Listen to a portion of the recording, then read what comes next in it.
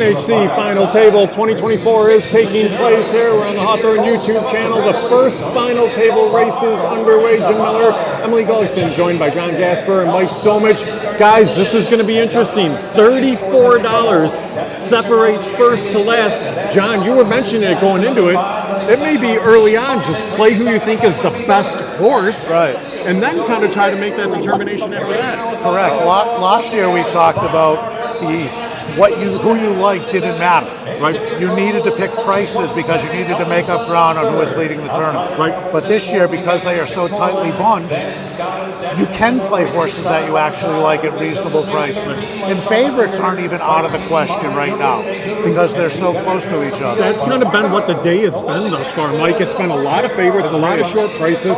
We're looking at the first race right now. You have an even money shot on top of the 15-to-1 shot. So I'm going to be curious to see how things unfold there, You too. can see what people played. Sean Morrison first has the 6, and then the next 4 players down have the 1. And then a couple 5, and then a 5, a 9, a 4, 4, and 3. Yeah, this is... So the person that's in 10th played the chalk. Yes, and that I think speaks to how close it is right now, is that people feel like if I can tag the right races to play certain horses, we'll see what happens here.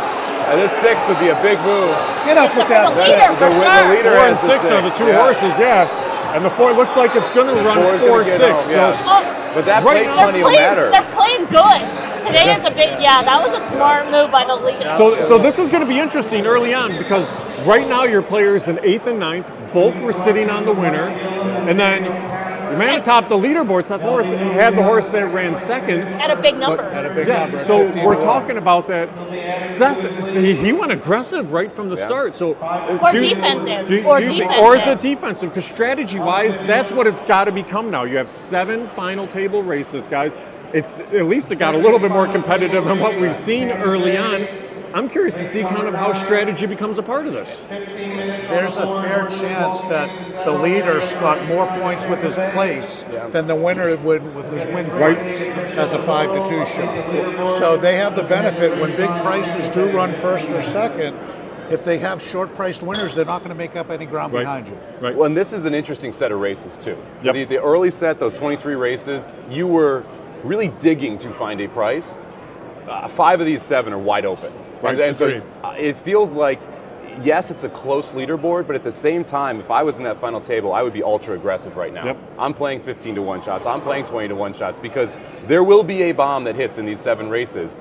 If you don't have it, you're not going to win the contest. And so, and the place money, again, is huge in these spots. If you're catching place money with 15-to-1 shots, you're able to even move up the leaderboard when people are playing the favorite in situations. So for me, this would be a bombs away final table. And it could be. And guys, I want to ask you about this final table. You have 10 contestants in there. You have a guy like TJ Sunday this is his first time up there, so it's got to be a little nerve-wracking, but he's played the whole weekend really well. Out of these 10 players, how many of them do you guys know and kind of have an idea on what their style is? So I know 3 of them. Okay. Scott Cavallari, who's going to be ultra aggressive, I would imagine. Yep. So he's always been aggressive. He always moves up when a high-priced horse comes in. Rob Henney, I think, is much more conservative. He has a pick service. Most of the horses that he chooses are lower to middle prices, and he likes to hit a lot of winners. And Dan Kaplan's been around a while, and he can be either or. I assume with him being in the lower part of the leaderboard, he was going to try to pick winners and then try to pick a whole bunch. There you go. And sitting on a winner there. Mike, how about you? I know most of the names from horse tourneys, right? You see them all the time. And so when you play in live tournaments specifically, you get a decent idea of how they're going to play and who they're going to swing at. Lawrence is going to be ultra aggressive. I don't know him, but he's someone who's going to play longer prices. GT Nixon could do both. Yep. I've seen him go long and go short, so it'll be interesting to see how he decides to manage this final table. I was a little surprised he went with the favorite right out of the gate because I did expect him to take a couple swings. Scott, I agree with you. He's going to take swings here, I think. And I think we've seen the way Seth has played this 2-day tournament. Right. He's going to swing through this whole thing. And we see prices are up there. It looks like $10.80 is going to go to the winner, $8.40 to second. So both those horses are going to be a significant move. When you talk about how tight the leaderboard was going into this, only $34 separating first to last. So the 2 guys that had the winner there, that $10 is definitely going to help put them not only into contention, but now you have to really start thinking, okay, I am fired regardless for this 800,000. I was gonna say, like, as far as Seth playing the 6, do you think he got some information about the other people as well by saying, hey, they didn't take a price here? So after race 1, Yeah. I think it's just as important to handicap the handicappers. Yes. You want to know who on this leaderboard is playing to win and who's playing to move up. Right. So if people like Gillum and Kaplan who took a 5-2 shot are playing to move up, well, I'm almost going to discount the horses that I would think that they're going to take, and I don't have to protect against them. Yeah. If I'm looking at Cavalieri or Calden, and like I said, I don't know Sunday or a Sharilla, I'd be more concerned now. Who did they take? Oh, they took the one. He was, I don't even know what his odds 9 to were. 2, I believe. 9 to 2. Yeah, 9 to 2. Oh, maybe they're going from 9 to 2 to 8 to 1 shots, middle price horses. Horses that they may like that can move them up and possibly get to the leader. Right. So now that you have a little basis, now granted it's one race, how much can you really glean from that? But after the next race, we're going to know by what choices they made if they're taking favorites, middle prices, or long shots. You're basically building a player profile That as is you exactly go. correct. And that matters a lot the last couple races. Sure. Because a key part of this is blocking people, especially when you're at the top. And from a handicapping perspective, I mean, the top 10 didn't change that much. Okay. Everyone looked at these races last night. They have a general idea of who they're playing in what situations. So as long as they're not going on top of each other, I think there's enough time for people to be able to adjust strategically. Yeah, so I'll be curious to see when they post the final picks for this race at Tampa. Because the other thing I'm curious about when you talk about playing the player, all right, half of the top 10 was on the one horse last race. If that same half is on a similar type of horse here, then all of a sudden you started to learn about a lot of these players just based off the horses that they're picking in the first couple. But it is going to be interesting because you kind of glance around. Yeah, Oaklawn just crossed the wire for race number 6, so they have a little bit of time till the probably 7th. about 30 minutes. Yeah, you're going to have till Gulfstream, and Gulfstream takes a litgoing to bit of time as well. But yeah, again, the time that you have to Gulfstream turn your is- picks in is a little bit different from the time that they actually go into the gate as well too. So it's going to be watching this, seeing how that plays, and to me, if you're a player up there, you're saying, let's go, let's get to the gate at least a little get 'em bit. in. Yeah, Oh, yeah. yeah, Bit for of time, sure. too. Yeah. But you made a good point. The fact that like they've already kind of done the handicapping, they've already kind of done the type of scenarios that they're in. Not a lot of movement, things like that. And especially for the people that are kind of like in the extremes, it's sort of making those decisions a little bit. And then a board like we've got Gulfstream coming up, it's kind of the same thing. You've got a couple horses that you don't have to worry about necessarily, and then deciding from the other I joke. I have a little bit of Italian in me. It's my agita factor. I'll look at the board, especially when you're trying to differentiate between the 2, the 5, the 8, and the 10. And if the 10 wins, am I going to be a little sick to my stomach? And it's like, if it is, that's the horse I want to take. Yep. If it's not, it's like, all right, the 10 beats me, who cares? Okay. I want the 8 at a price range. Okay. Can I live with him beating me? Mike said he could live with the 5 winning the race. Sure. People- They're going really fast up front, though. 22-1 for this turf race and bunched up. So this could be a little bit interesting, It's especially setting when up you're looking for at the one 2 of and the the favorites 4. up there. I mean, It the does. 4 is a 30-1 shot. Right. He could give people a thrill running on late. No fours. No fours. No fours No for fours, anybody no in there, fives. so that could make things interesting. Looking at the 2, you have 3 players that are here with the 2. One of them, your third place contestant, Dan Kaplan, one of those, and then Scott has one as well. So be curious to see. Are there And that's any it. ones? Were there There's any ones? 1-1. Yeah, and 10 drifted to being a 11 to 1, yeah. to being a price that's like kind of a block play type And here comes the, The 2 and the 4, and then I give you rolling from the both back. Yep. a thrill, depending if the 4 decides to go around. All right, it's going to be the trip here, too. The 10 got some trouble. And a little bit of bump in there along the It looked inside. like he was done like on the back. Yeah, he was backing up. Your person in second is sitting on the 8 horse in here. I was like, what? The 4's still running on. The 7 is in the mix. Is going to run 8-7.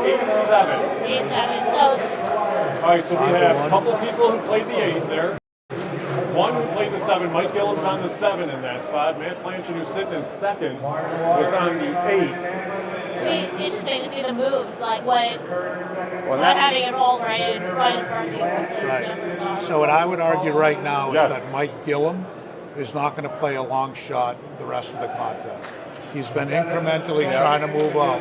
Maybe he will in the lost race or 2, but he's much more into just playing a horse that he likes, that thinks has a high likelihood of winning a race. Yeah. How much of that do you think is based off watching how things played out last year at the final table? And do you think anything at all with a guy like Mike, only for the fact that it was pretty chalky last year? I don't. Okay. I don't think if we went up and interviewed the people at the final table, I would venture to say 9 out of 10 don't even know how what it played out happened last year. Yeah. I That don't. would be my guess. You know, and I was at the one 2 years ago, so. We covered it, so we know. Last year, right. But There were some confusing ones last year. Just like I'm not sure what with a lot of people. Maybe kind of the same thing. They're thinking, oh, I'm just trying to get points, or Well, I still think there's a mindset that's hard to get over, and it's in regular gambling too, in regular horseplay, that when you handicap a race and you like a specific horse, to get off that horse regardless of his price. So like we were just talking about, if you handicap a race and you like a favorite, and the third or fourth choice maybe provides the most value and actually makes the most sense in a contest atmosphere, it's really hard psychologically to pass on your 2-to-1 favorite or 5-to-2 shot and take that 5-to-1 shot, because if your favorite wins, it's like, oh my gosh, I gave away money. Yeah. Even though it doesn't matter in the realm of things, you made the correct strategic play, they still feel like, oh my God, I made a mistake. yeah, Because it's so results oriented. So Steve Simonovich, somebody who's qualified, if you guys know Steve, he had the same thing. Like early on at Oaklawn, he was in the top 10 at the end of day one. He ended up not making the cut. So the first play, he's like, oh, I like the horse at Oaklawn Park, and it won, and it was 5-2. But he was like, it's too short, it's too early, I'm gonna pass. And so when I saw him earlier, he's like, oh yeah, the other mistake that I made was that, so he was staring, and I was like, that wasn't a mistake. That was the right play. It's you lost 3 photos. Like that's the difference maker. It's not passing on a horse that you think is going to be too short. That's not a mistake. But you also have the hindsight of it too, where you're like, I now know what that $10 meant to me at the end of the day, but you didn't at the start. But I agree with you. The correct play is to pass on. In this contest like this, 5-2 is way too short. And it would be interesting if this was a pick and pray instead of a live tournament to see, because I don't think some of the people who are taking the shorter prices would be playing them if this was a pick and pray. And you have, yes, the 2-to-1 shot. I don't love that style of play. But let's say it's a $12 horse, that moves last place up to 4th place. Right. And because it's so tight, I think you're seeing a tighter style from people because they feel like right now this dollar matters. The problem is it matters until someone hits a 6-to-1, 7-to-1, and then all of a sudden you're chasing $40, not 12. And you lost your opportunity to move up with them. Exactly. All right, let me ask you now how strategy is going to come into the mix.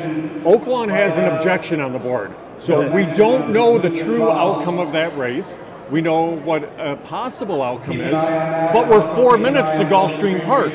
So bets have to be in very soon for Gulfstream Park without knowing the true outcome of the race at Oaklawn. Now, John, you said early on it's really not going to matter for how you would play that. Right. If we're in the same situation going to the last couple of races, it could be a major factor, though, right? Agreed. Going into the last 2 or 3 races, it's the most important. Not just a factor, it's the most important. Right. Where are you on the leaderboard, and what's the price of the horse I need? Right, so it that's looks like it doesn't affect Yeah. the top 2 finishers there. So at least if you're sitting there knowing that you were on the 8 or the 7, Yeah, you're it's going 5 to or be 6. in good So shape. there's Right. there's no change. So We all just it move comes on. down You don't to mind now it is when what the someone goes dollar wire to amounts- wire. Right. You know, What the Yeah, dollar amounts are going to be You're for like, the what? payout. So Yeah, right. if you had one of those top 2, you breathe a little bit of a sigh of relief.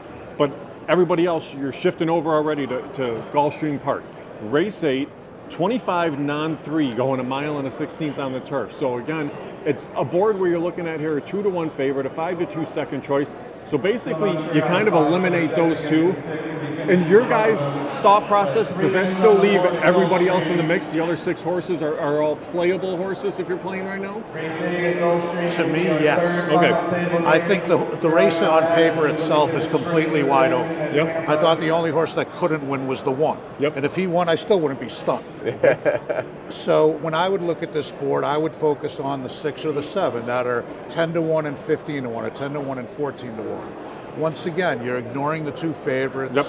If the lower mid-priced horses, 5, 6, 7-to-1 beat you, you shrug your shoulders because you think you're getting twice or 3 times the value on the 6 and the 7 horse. And if I think they have an equivalent chance of winning, those are the horses you need to pay. Yeah, and you probably think more, maybe based on what people are playing, people might even lean towards 6 at this point over 7. It's going to be interesting here what these odds end up going off at as well. This is no scratches in this race. Right. The 2 was 15-1 morning line, and when we threw the board up, it was 5-2. Now we're 3-1. The 6 was 4-1 morning line. Now it's at 14-1. Right. I would expect the 2 floats. The 6 comes down. I use the 7. I think that's the price. But the 5 here at 9-2, who has beaten multiple horses this field and looks like a lone speed on paper, is going to be one that I think you're going to see multiple people use, especially with how close it is right now. And again, everyone knows Gulfstream speed on turf is very, very dangerous. Right. So I would expect you're going to see the 5 used quite a bit here. And the connections as well. People being like,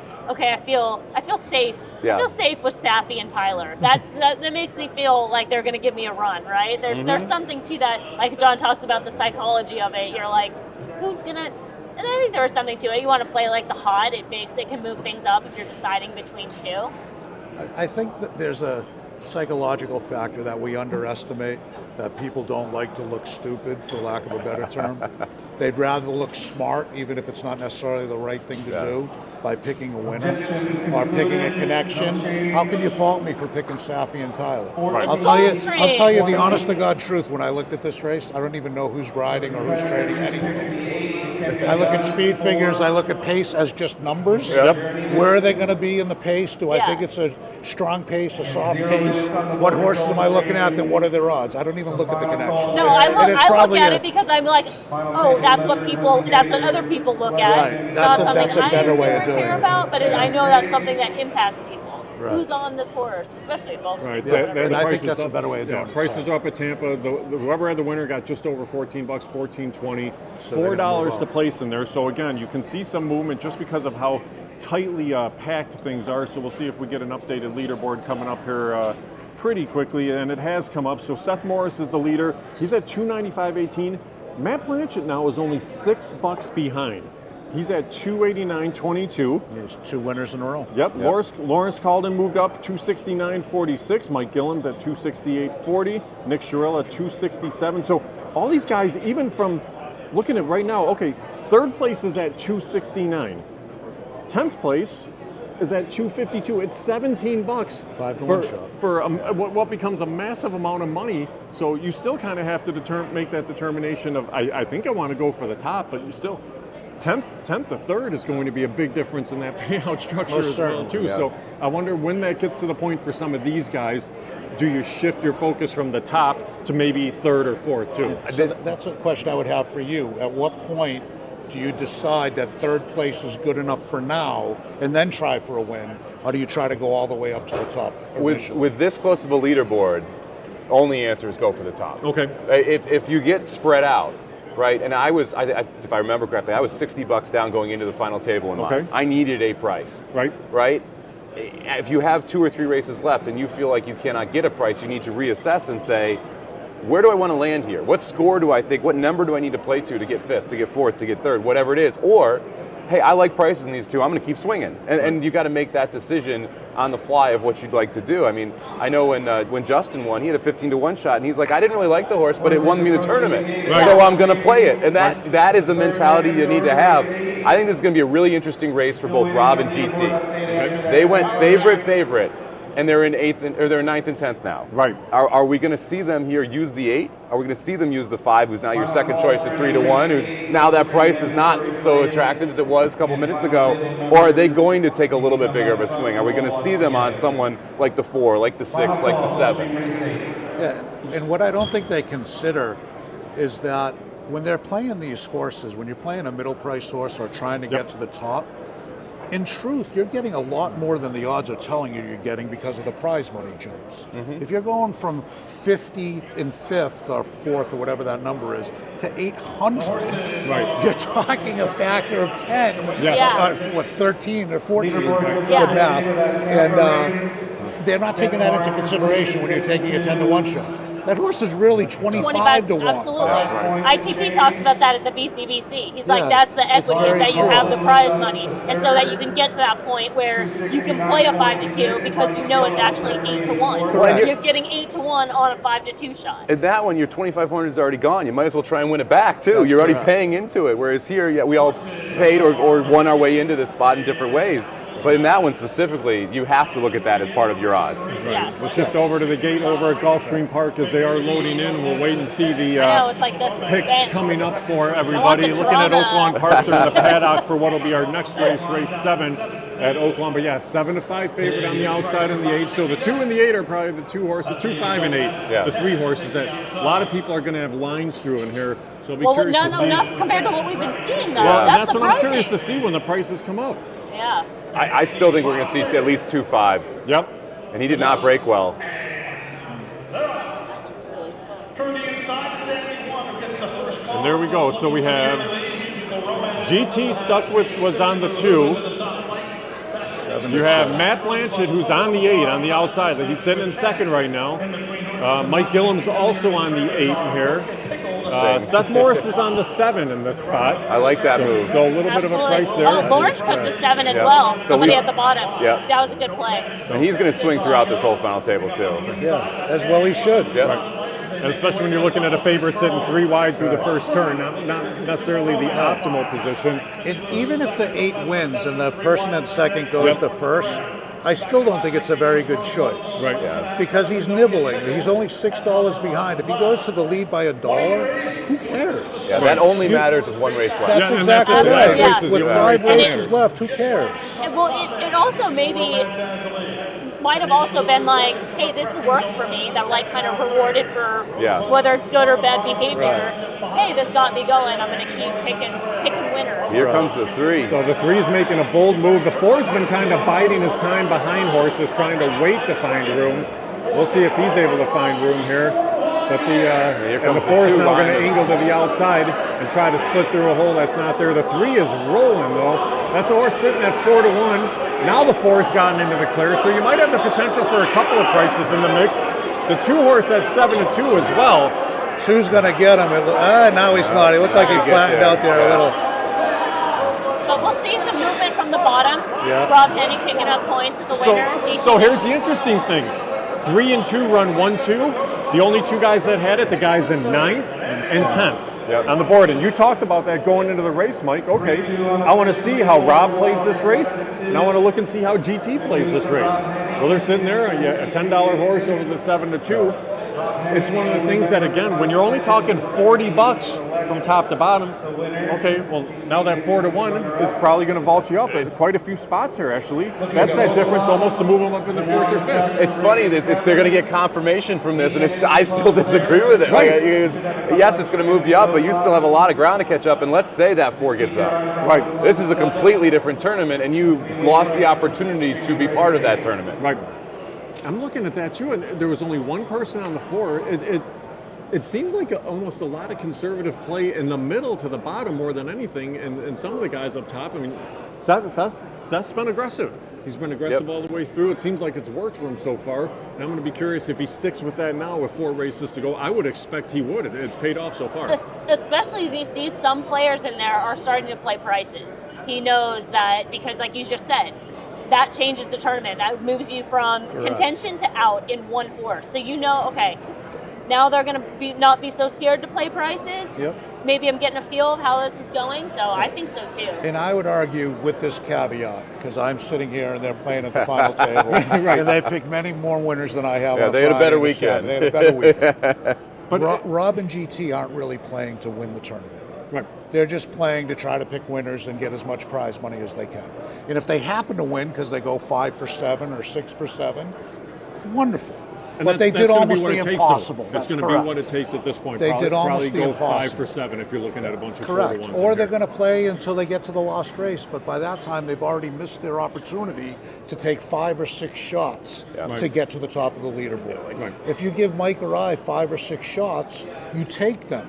We want 5 or 6 shots for 800 grand. We don't want to just take one. Right. What's And the point? The last race is the least valuable shot to take. Correct, because everybody's doing the same thing. Exactly. So you lose the ability to pass Absolutely. everybody. Correct. Because look, the person in 10th is going to be like, I need to take a long shot. The person in 9th is, I'm going to need to take a long shot. The person in 8th. All of a sudden, if you're in 10th, you have to find a unique long shot. So you have to handicap, not necessarily for who you like, but the long shot that no one else is going to take. So you horse actually have that a looks chance. worse. Yeah, exactly. It's Right. like you're essentially And it leaving might- yourself the worst horse in the race. And it might not be based on the races on the day in that Santa Anita race. It might be one where the longest price horse on the board is 10 to 1. Absolutely. You know? Exactly. And it's like, then it has you totally hamstrung. Yeah. Absolutely. So as we wait for that race to go official at Gulfstream Park, we're looking at the next mandatory. It's race 7 at Oaklawn. The track has now been upgraded to fast. It started at muddy earlier on in the day. But guys, looking at the board here, and really the 3's the horse that you kind of put a line through at 2 to 1. Almost everybody else in this race is in the mix. After that, it's 9 to 2 up to 18 to 1 with a whole lot in between. Agreed. Is this the one race that you think you could see out of the 10 players, possibly 7 different horses selected too? I would hope so. Yeah. I would think so. Yeah, I think this this is is the race wide you got to open. make a move. You have to make a move in here. And it's a tough race, $32,000 claimers, 1 mile, so it's a short stretch race too. That's the thing that was interesting with some of the races they selected for the final table too.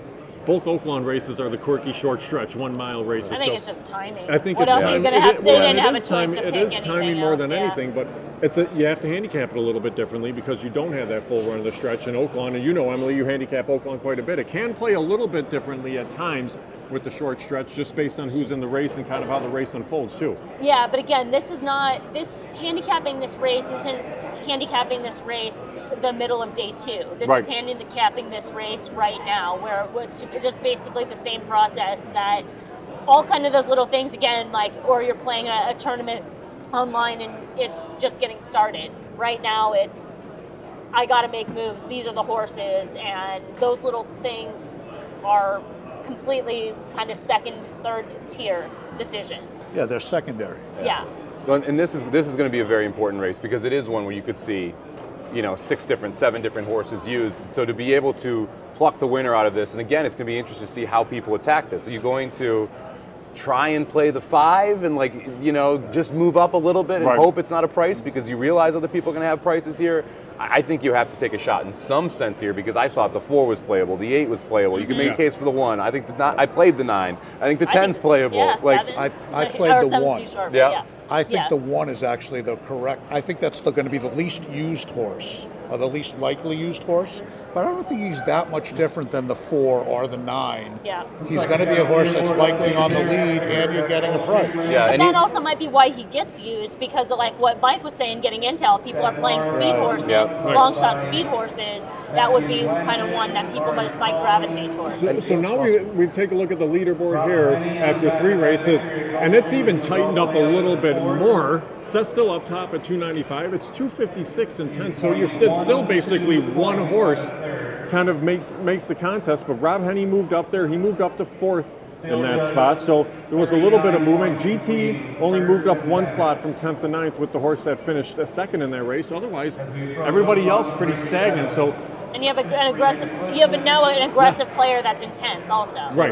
Yeah. And that makes a big difference versus having somebody who wasn't so aggressive at the bottom. Right. Well, I mean, 1's been aggressive, 3 has been aggressive, 6 has been aggressive, 7's been aggressive, 8's been aggressive, 10 has been aggressive. Like, this is a race where you're going to see prices up there that could shake this thing up quite a bit. And it's a race with the potential for prices to come in. That's Yep. what you're kind of looking at too. The next couple of races, especially the next race at Aqueduct, is about as wide open as can be too. The State Bred Maiden race. So That one has me curious too, because those horses look bad.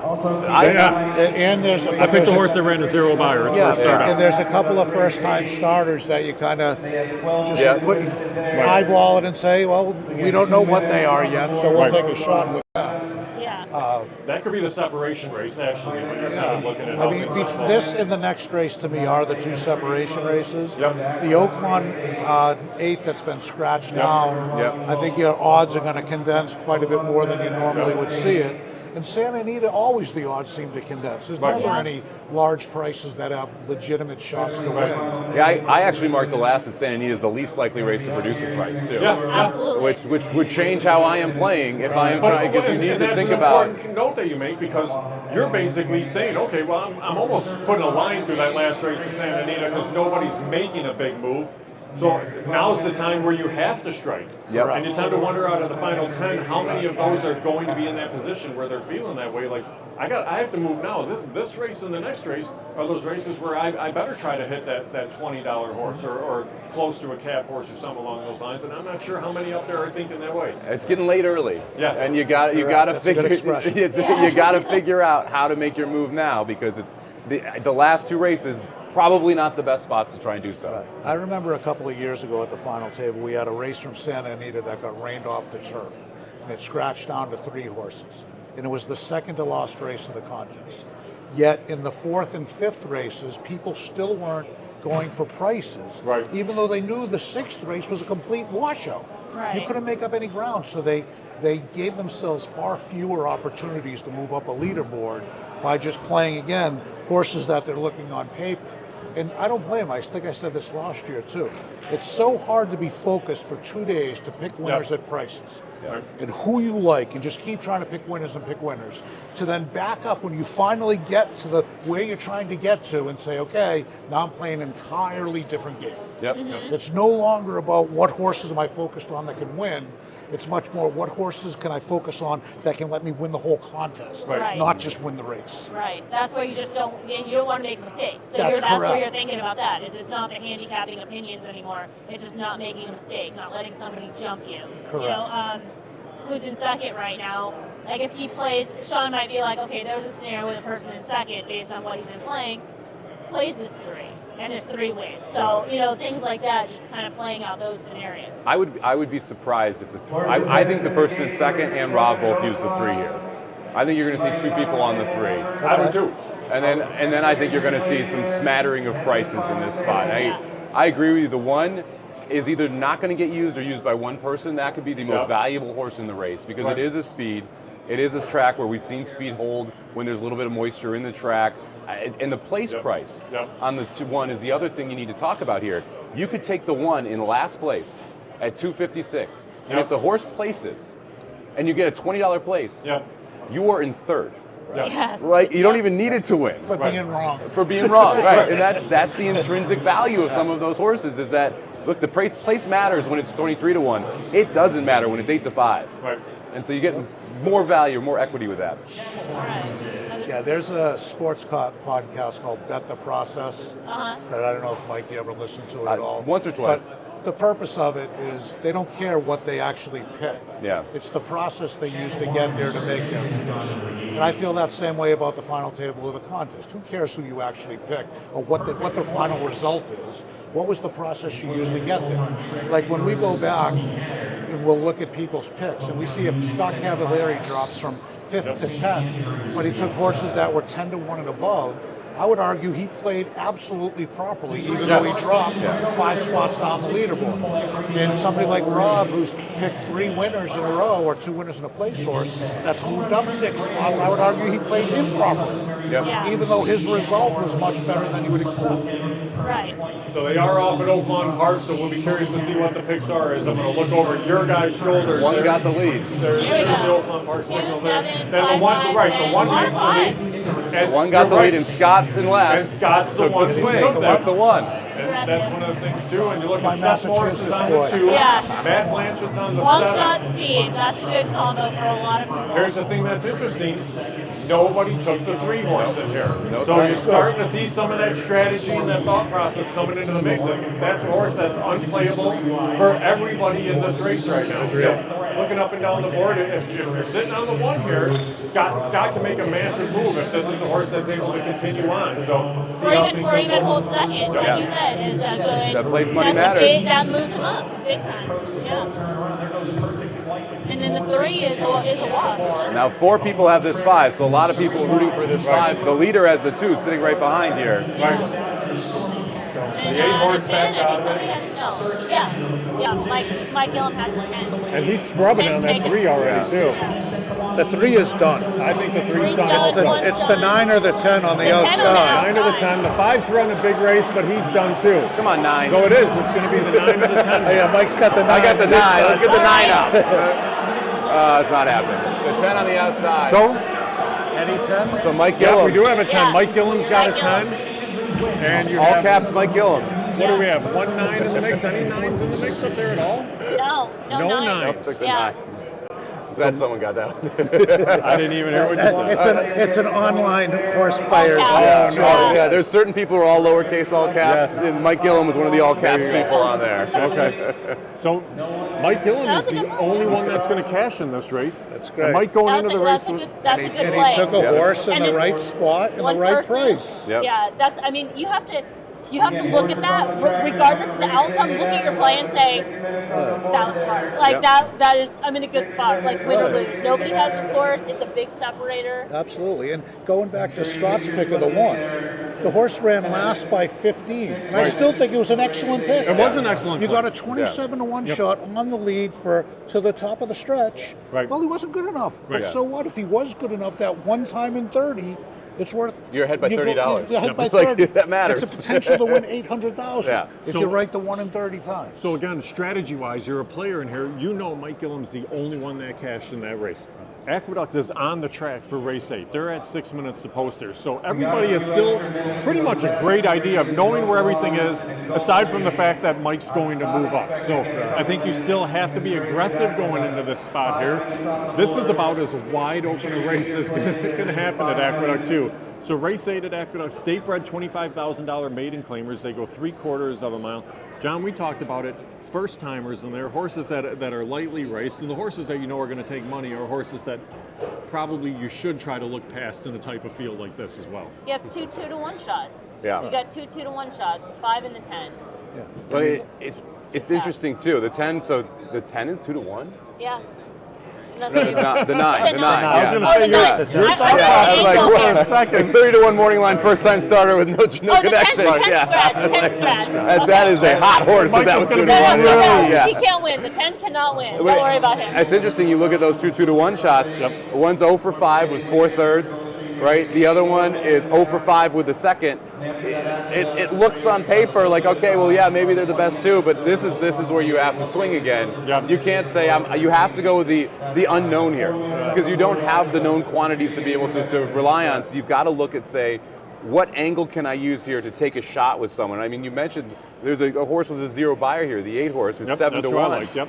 But it's second start. You're adding blinkers. There's a bunch of reasons why you can make a case for that type of horse.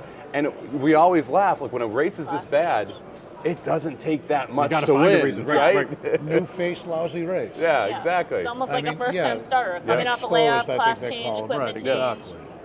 It's an There's been intriguing, like one next out winner or something. right? But it is an intriguing race because you want nothing to do with the 5-2 shots in here at all. Right, absolutely. If they go out there and run 1-2, fine. Yeah. It shouldn't be for anybody. We should not see those horses up there for anybody on the board this race. And I'll be curious to see if we do. Right. If either one of those horses wins and you don't have them, you should still be able to sleep well Yes. tonight. Yeah. Yeah. Who cares? Yeah. I mean, if those types of horses in this type of race beat you, again, It's fine. Who cares? Right. It's Yeah. fine. Right. I'll be curious to see. They are official at Oaklawn Park. They're not priced yet, but I'm going to be curious to see what that place price is because you had some decent prices underneath at Oaklawn. There, it's just posted up. So Mike you run Gillum a is bet going for to me? get 18, almost 19. He's going to get over 19 bucks, 19.20 Does that for get that into the last lead? race. So yeah, so Mike's going to move up into second. I was like, in can this, somebody run a bet? in the standings here?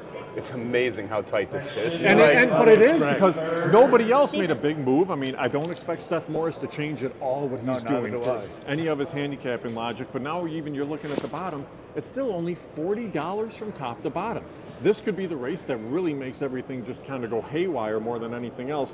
So we'll see kind of how everything kind of turns out. Let's see what's going on there. Oh, that's fine. They're just don't let me know about the fact that we deal with technology. And you're starting to see that 2 tournaments develop as well. Yes. You're going to have 3 people who are very close to each other up top, Right. a $20 gap, and then 6 people, 7 people that are very close to each other for those prize jumps. Right. And so you're going to see some people at this point decide, what am I playing for? Do I think I can get to the top, or am I going to try and move up? And so again, we'll see what people end up going with here. But this should be a wide open race. This should be one where you get 6 horses, 5 horses selected.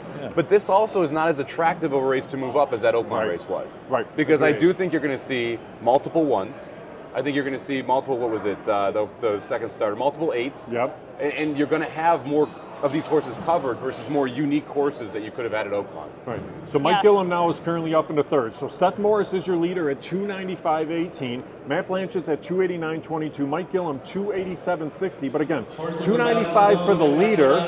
10th is at 256, so it's still less than $40 Yep. from top to bottom. And when you're looking at that with just 3 races to go here, but again, wide open race in this spot. I think a fairly wide open race in the next at Oaklawn, but not as wide open as Santa Anita. They have to make that determination to make their move here now, it seems. Yeah. I mean, from my perspective, Seth should still be playing a price horse. He Yes. should still be playing a horse that's mu- 8, 9, 10 to 1 or more. Yeah, Protect all the way down from 4th through 10th, because Right. you know those there's going to be multiple horses and picks in those from those people that he- can jump over him. yeah, and you'd like to think at some point maybe he has an opinion on one of them in there, Correct. and then it's like, okay, I Right. feel good about this one. Plus, I know I'm going to block so many people. And usually, if you have an opinion on that type of price, you're like, I'm not too scared of some of the others. Yeah. And Mike, now let me ask you, okay, so Seth is their leader at 295. All right, Lawrence is in 4th at 269. So now you're talking about a $26 margin from 1st to 4th. So when does it come where Seth's saying, okay, I've now narrowed it down to, I'm playing for the win, of course, but it's a top 3 spot that you're definitely protecting against compared to what you're just doing going just win only. Yeah, to me, you look at the 2 and the 4 first here. Do I like either of them? Right. Do I think either of them has a realistic shot to win? If so, that's the horse I'm covering. If not, I'm playing the 1, the 6, or the 8. Okay. Because I think that's the next tier down that you need to cover. We've seen the top 2 guys. I mean, Mike just took a 5 to 1 shot. I think he probably ends up on this 7, 8, maybe 5. We'll see. Because like the 5 now starts to get valuable for some of those top 3 people. We saw the 2nd place player play chalk 2 back. I would expect he's going to play a shorter price horse as well. But you want to defend against as many people as possible.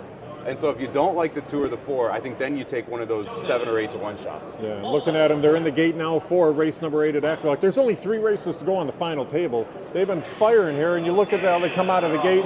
2, 4, and 6 all come out of the gate poorly. So that could completely change how things unfold in this spot, because you're looking at the 3 longest prices on Those the are board, 2 of your almost first-time all starters, wiped so out. that's your But when we liability. look at the board, all right, Seth Morris is on the 7 in here.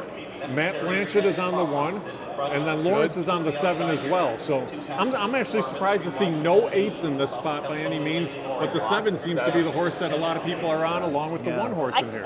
Yeah, I had a feeling 7 was going to be. It was like that second choice type horse that has a little bit of form in there. Sure. And it's interesting. We got it right there. Yep. And looking at it, yeah, the 7's on the lead. The 1 and the 8 are running kind of side by side, and 4th and 5th in this spot, but they're pretty well back in here. If you're Seth Morris, this is everything you want to see right now. If the 7 can go ahead and hold on to this race, because you have a chance to almost put away the contest here if he can hold on. The 9, there's no 9s up there on the board. The 5, there are some 5s. Yeah, 9's So great. right now, This it's, is like, that's the best outcome he could have possibly had right there. Yeah. That was the best. this is a massive strategical play for 4 players in here. 1st, 3rd, 5th, and 7th, all were on the 7 horse. You had 1 5 in there, but this is now going to change completely, guys, how the last 2 races could be played, because Seth basically kind of stuck to his guns and wasn't going to back down or taking a favorite in here. A little bit of a price, but now you're going to start to see that separation a little bit. And whether he knew it or not, whether he liked him or whether he was protecting, it's the perfect horse to protect with. Right. It's the 3rd choice when you don't care about the 2 favorites winning or not. Yeah. Right. So And- the next horse that you think is reasonable in a lousy race, he chose. Right. I personally would have gone longer, probably with the first-time starter, but that's a perfectly logical horse to take and play both defense and have a good horse to run. Yeah, he probably thought the 2nd place person, Matthew, was going to take that 7. Yeah, it's very possible. And that I feel like that's his first defensive play so far. Yeah. Because of the 4 races prior, he took bigger prices. My guess is he liked those horses and he wanted to take some swings early. Now you look at it and you're saying there's really a small subset of horses that can catch me if you're looking at those top 3. How can I defend against 2nd, defend against 3rd, but still not have to worry about that $20 jump or that $15 jump, right? Yeah, so we're seeing 4 players who took it. So Seth, your leader, took it. Mike Gillum had the horse, who was $8 back going into that race.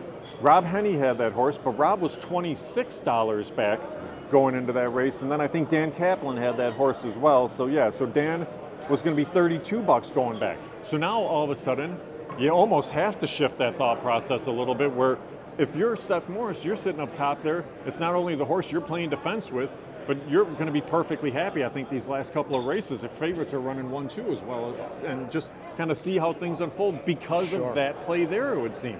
I would agree with that. Yeah, I mean, that's the perfect result for him. Yeah.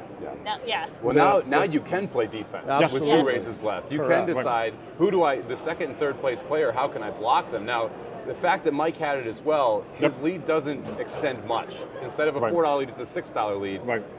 It's going to get interesting here with these last 2 races, how he decides to defend that lead and how big of a defense he plays. Is it a 10-to-1 shot? Is it a 2-to-1 shot? Right. Because both of those now pass him. Right. This becomes almost now a 2-player contest a little bit up top, though, and we'll see what happens with just what the payouts are in this spot, because nobody had the second place finisher. So when you're looking at it, 4 guys are going to make the move there. Everybody else is going to kind of settle back. So I disagree with you, Jim. Yeah. I don't think it's a 2-person contest. And I don't think they can I think still like think it's that. an 8-person contest, and you can't think like that. Yeah. Because they're still within a 10 or a 12-to-1 shot of going from 8th all the way to the lead. So from Seth's perspective, yeah, he could just take the favorite and try to protect on the people that are in second or third. But if the favorite's 2-to-1, it's only going to win a third of the time. Right. So 2/3 of the time, the bottom people or somebody from the bottom is going to go buy him with a horse that's a much longer price. Right. You're vulnerable. I'd much rather, if ignore the favorite, maybe even ignore the second choice, depending on how the board is, and then trying to play again those same buckets of prices that you can get in the 6-to-1 to 12-to-1 range of a horse that you think is reasonable, because you have it 2 ways. Again, you have middle payoff if you get a middle price. You don't actually necessarily get past if somebody has a winner. If you do have the horse, you almost seal the contest, because you can take whatever you want in the last race to block, especially if you have a much larger price. And if the second or third place horse does take the favor and they go by you, they're only going to be a dollar behind. Okay. You have a place price of a favorite that you can still go buy him in the lost race. Right. So you've got to, I think Seth has to consider all of those factors going into this race, that he can't just look at the people that are in second and third to just block them. Right. He's got to think globally. He's got to block 8 people, which you really can't. Yep. But by taking a higher price, you get multiple opportunities to stay where you are, because you want to be first going into the lost race. John, I don't know what your take on this is, but I don't think about blocking anyone until, well, not anyone, but that's not a major reason for choosing a horse until the last race. And then I will look at it as, how much is my lead? What horses can't beat me?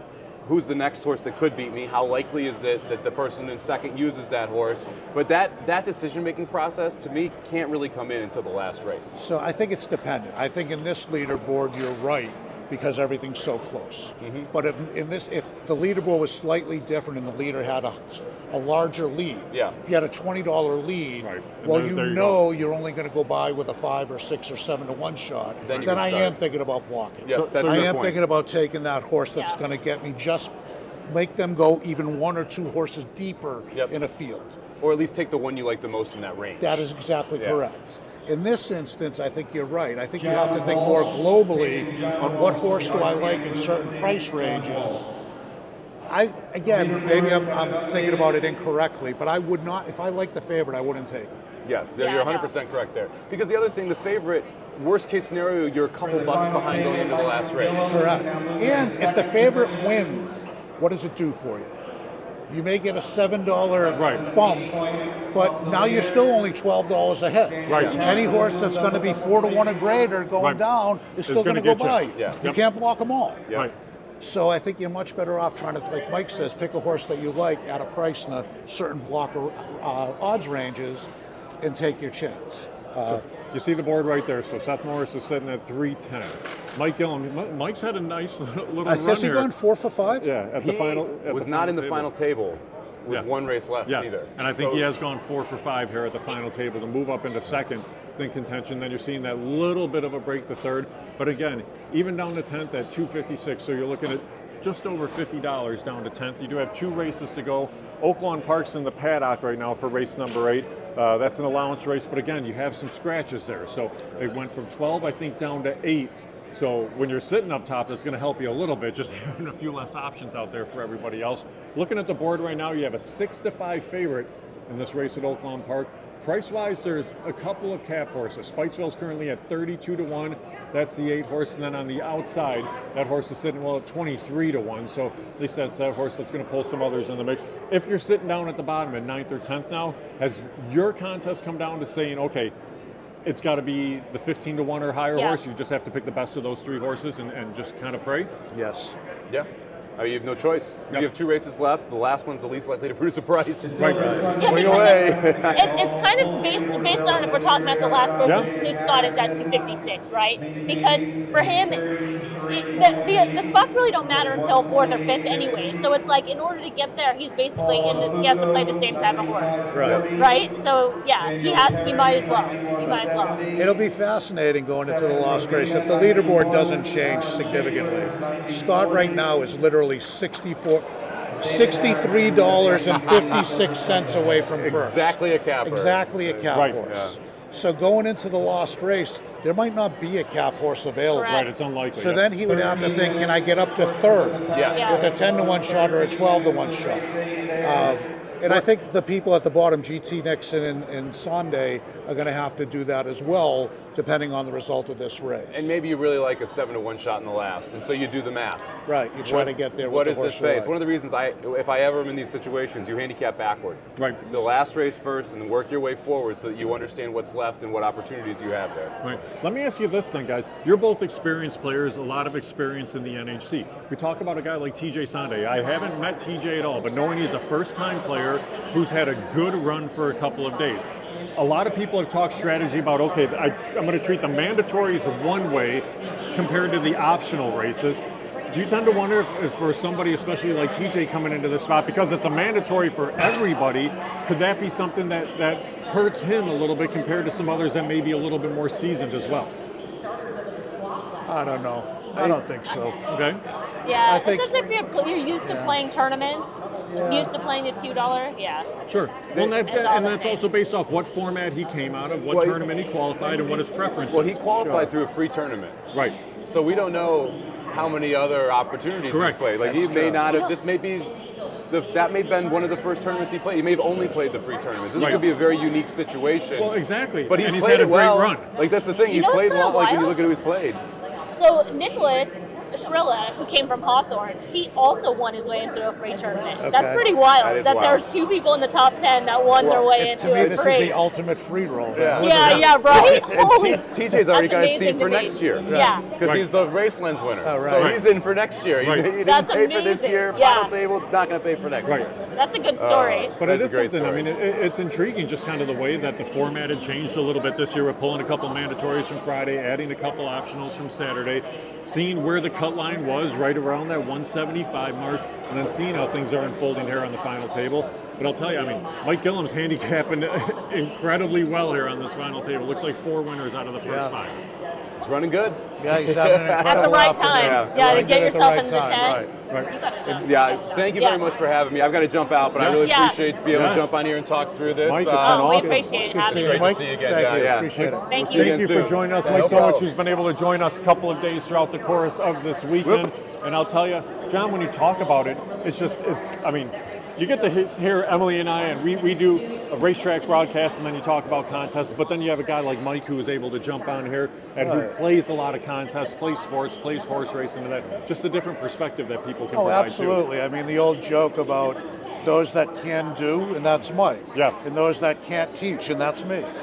So that's kind of too. what But you you're get teaching out us of as we're this. watching the final table right now. And yeah, no, Mike is great. He comes with it as a much different perspective than a lot of people. Right. And we talk about the strategy at a final table, and it's a great point about Nicholas and TJ as you go through it. If they're not regular players and they have qualified for free, Yeah, this isn't the ultimate free roll. Maybe that's why they are making picks the way they're picking. right. Yeah. Anything they collect is Right. wonderful, and they're going to just take advantage of whatever they get. Yeah. They're not necessarily trying to win. They might be, but not necessarily that- so, because, again, it's all gravy at this Yep. point. Yeah.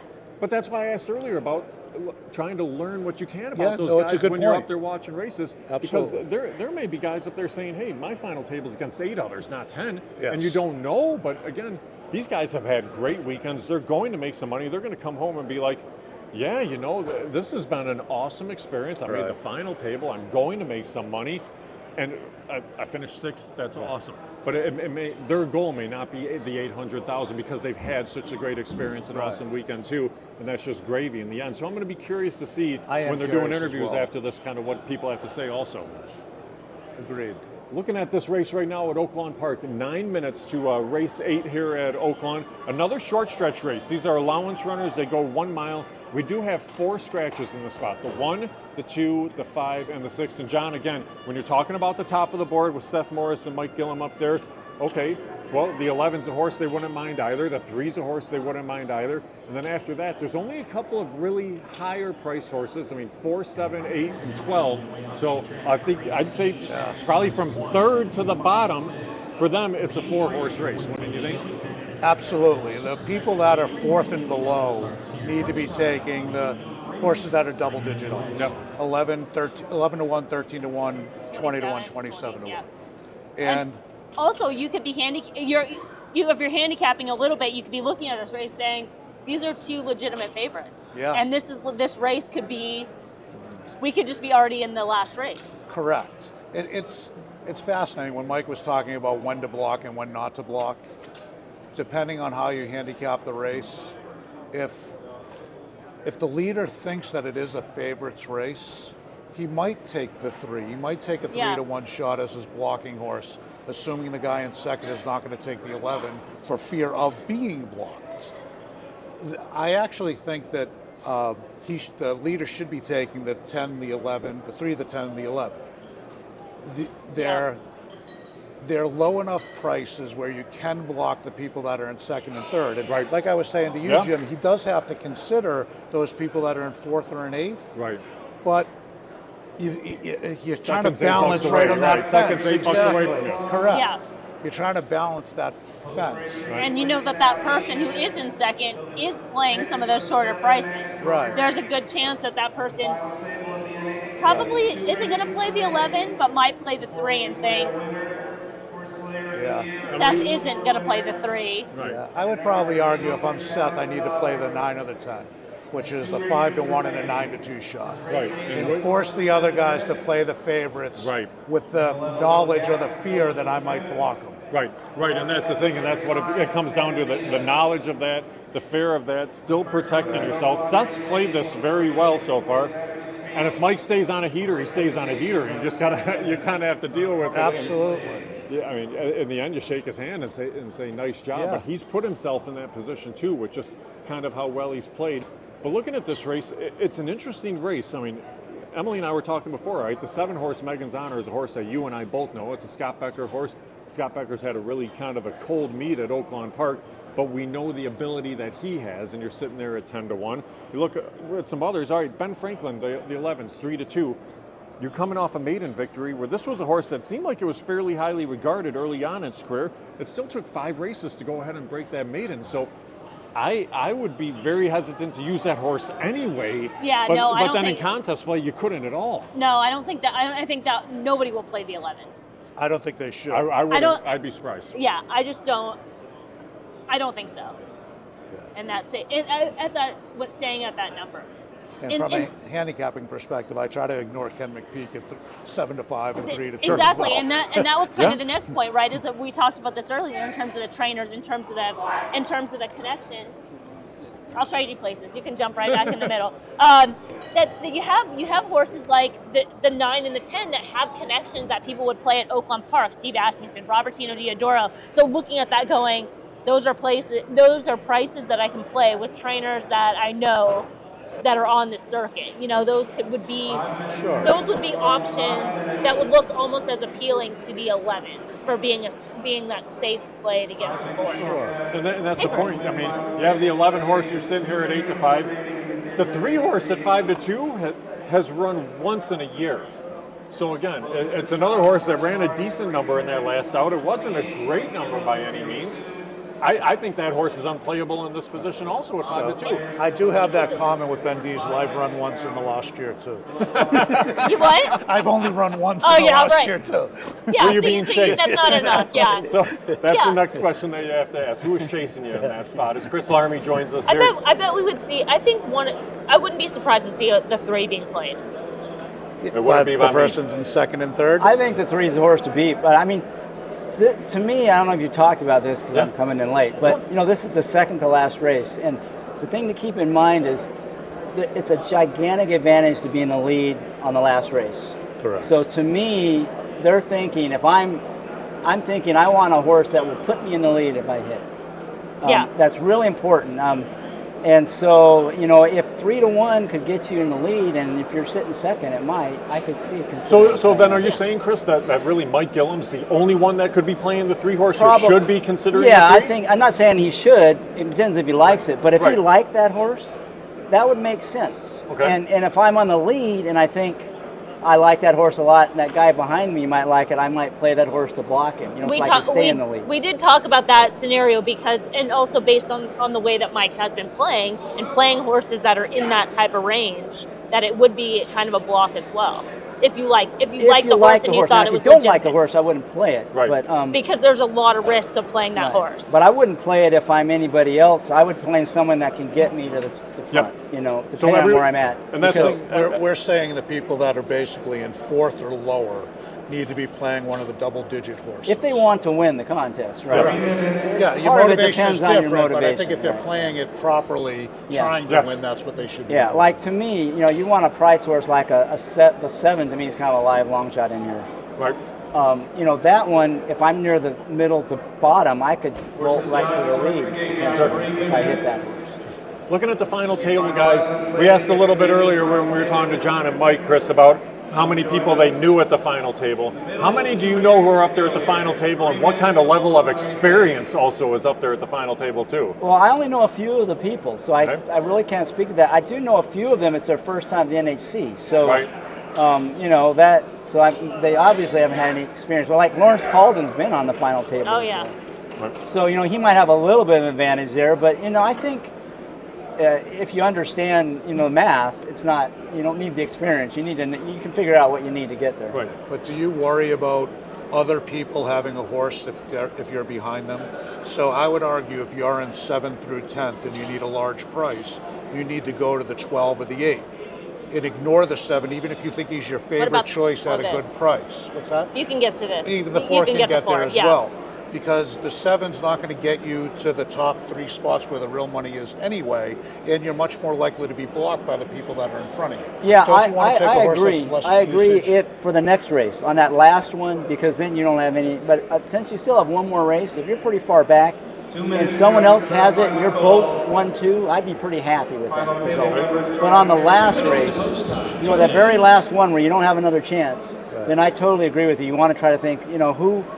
Has the least usage. It's going to be the least use that it can get me there. Right. But right now, I wouldn't panic and do that yet. Yeah. I would. Yeah, I would panic away. Okay. Yeah, would you panic? I would to me, want 2 shots to get there. I would think that the 8 would be if you're the panic and you're thinking I want to be on the horse that nobody else has.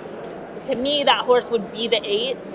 Would probably be that horse. If I was thinking I need a price that's going to kind of get me in the mix, I'd be looking more at the 4 of that group. Me too. That would be the horse that I'd be like, okay. But I think there is block potential, but I would be kind of with Chris. I'd be like, you know what? If they block me, they block me. Maybe I get lucky, like one of the races earlier where I'm the only person on that 10, 6-1 shot, and I move up, and in that scenario, great. That's where I would be playing. But you definitely have to be thinking about the block on that last race. But even on this one, if you're near the top, you can think about it. But I think, if you say you like the 4 or you like the 7, and the 7's the other one I think is kind of not at the total cap range, but could move you up a lot. Those are the 2 that you would want to consider. And it may not get you all the way there, but if somebody else has it, but if no one else has it, you could just. It gets you to the point where it opens up your options for that last then you race. can, that last race, you're in a lot better position. And do we have a Santa Anita board? well, and that's the thing. We actually are going to have a little bit of time because Santa Anita's just walking onto the track for the 4th. I think they scheduled it for a little bit. So the way things have worked out, it was it's been kind of rapid fire for these first 6 races. Now we're going to get by this race, and then you're going to have almost a full half hour going into that last race. So it's going to be watching the board. It's going to be guessing. It's going to be second guessing. It's going to be making Hopefully those not. determinations. Hopefully doing the math. It's sometimes just kind of a mathematical. This is the correct, incorrect play. Right. But that's the math. But if you get to game theory, you can't get into this infinite loop of, well, if he thinks I'm going to play that one, then I'll play this one. But he might know that I think that he's going to play that one. Yeah. Play that. And so you can Right. you can tie yourself in a knot there. Right. But it is interesting because it does come down to a lot more tactical. It's not so much a handicapping thing on that last race or two. It's really understanding the math, understanding a little bit about game theory, and putting yourself with what gives you the best chance of winning. Yeah, I wouldn't be surprised if the top and the bottom is on the 4, like something like that. When something like that kind of makes sense, just from that game theory What do standpoint. you mean the top and the bottom? The You're high- saying 10 and 10. Okay. Seth's playing No, that. no, I mean, like, you're the- saying they're Seth both plays on- that and Scott plays it. Oh, I see what Yeah. you're saying. Seth in Yeah. first, Scott in 10th. Right, because if you're like it gets really interesting when you have a lot of separation at the top, because then they're being more defensive than offensive. But when you have somebody as close to you as he does, you can't beat him. You have to be thinking that any horse could beat me. Yeah, he's been very aggressive. Right. He's been very Which I was aggressive. impressed. Yes, absolutely. That's why I was like, okay, yeah, I think that you can make a case that a 3 could be a correct play, but based on the way that he's playing, he might just be like, because even place. If he Even has a place strong money on opinion, a he 4. probably play whoever he likes. Right? Yeah, well, that's a And completely. he's in the position where he can 9 do that. players still have the opportunity to lead going into the lost race. That's right. Yeah. Yeah. That's what makes it such a fascinating exercise. Yeah. And they are off, so we're going to be curious to see kind of what they have when they put up the numbers here for the selection. The grand reveal. As it will be coming up pretty quickly here, but the 8 and the 12 are out there duking it out 1-2. And looking at it, all right, Seth Morris is on the 10. That was a 5-to-1 Yeah. shot. And that's kind of what you thought was going to happen, John. You thought it was going to be either the 9 or the 10. Mike Gillum's on the 11, so Mike went to the favorite in here. He did. And that was the Okay. one guy who we talked about who could possibly He probably make thought that he was play. going to play the 3. They I both wonder. kind of went chalky, but they didn't. He bet didn't they- get blocked, so Yeah. I'm shocked to see no 4s on that board. I'm surprised. Yeah, and well, I guess there is our boy JC Nixon. I can't does believe, it I where can't he- believe there's no 7. Yeah, I'm I surprised love there's the no 7. seven. I like the Yeah. 7. Yeah, the 7. Yeah, is I my really favorite. like the 7 horse in this race. He's getting a good trip, so we'll see. 4 horse coming up the rail now too. 4's coming up the rail. The 7's getting a beautiful trip behind a contested pace Anybody there. on the 8 or the 12? The 11 is going to have to come from a long way back. He usually does. That's the other knock when you're playing a short price. Well, deep the closer. 7 is There's really one moving person on the nicely. 8. This horse is moving nicely. And this horse is what, 10-1? Here comes the the top. 11. The 11 is Mike Gillum, so the 11's going to be there only because of the way Mike's been playing this final table. He might. Is he going to run him down? He Run might. him Run him down. down. He might. He's got him. He's got him. He's going to have a new leader. Me too. Run second. leader. Run a good race and run second. Did anybody have the 7? No. Yeah, No. nobody has No. Nobody Seven. had the 7. Oh, Wow. wow. That was an 7, interesting, 9. kind of interesting play. That was my play.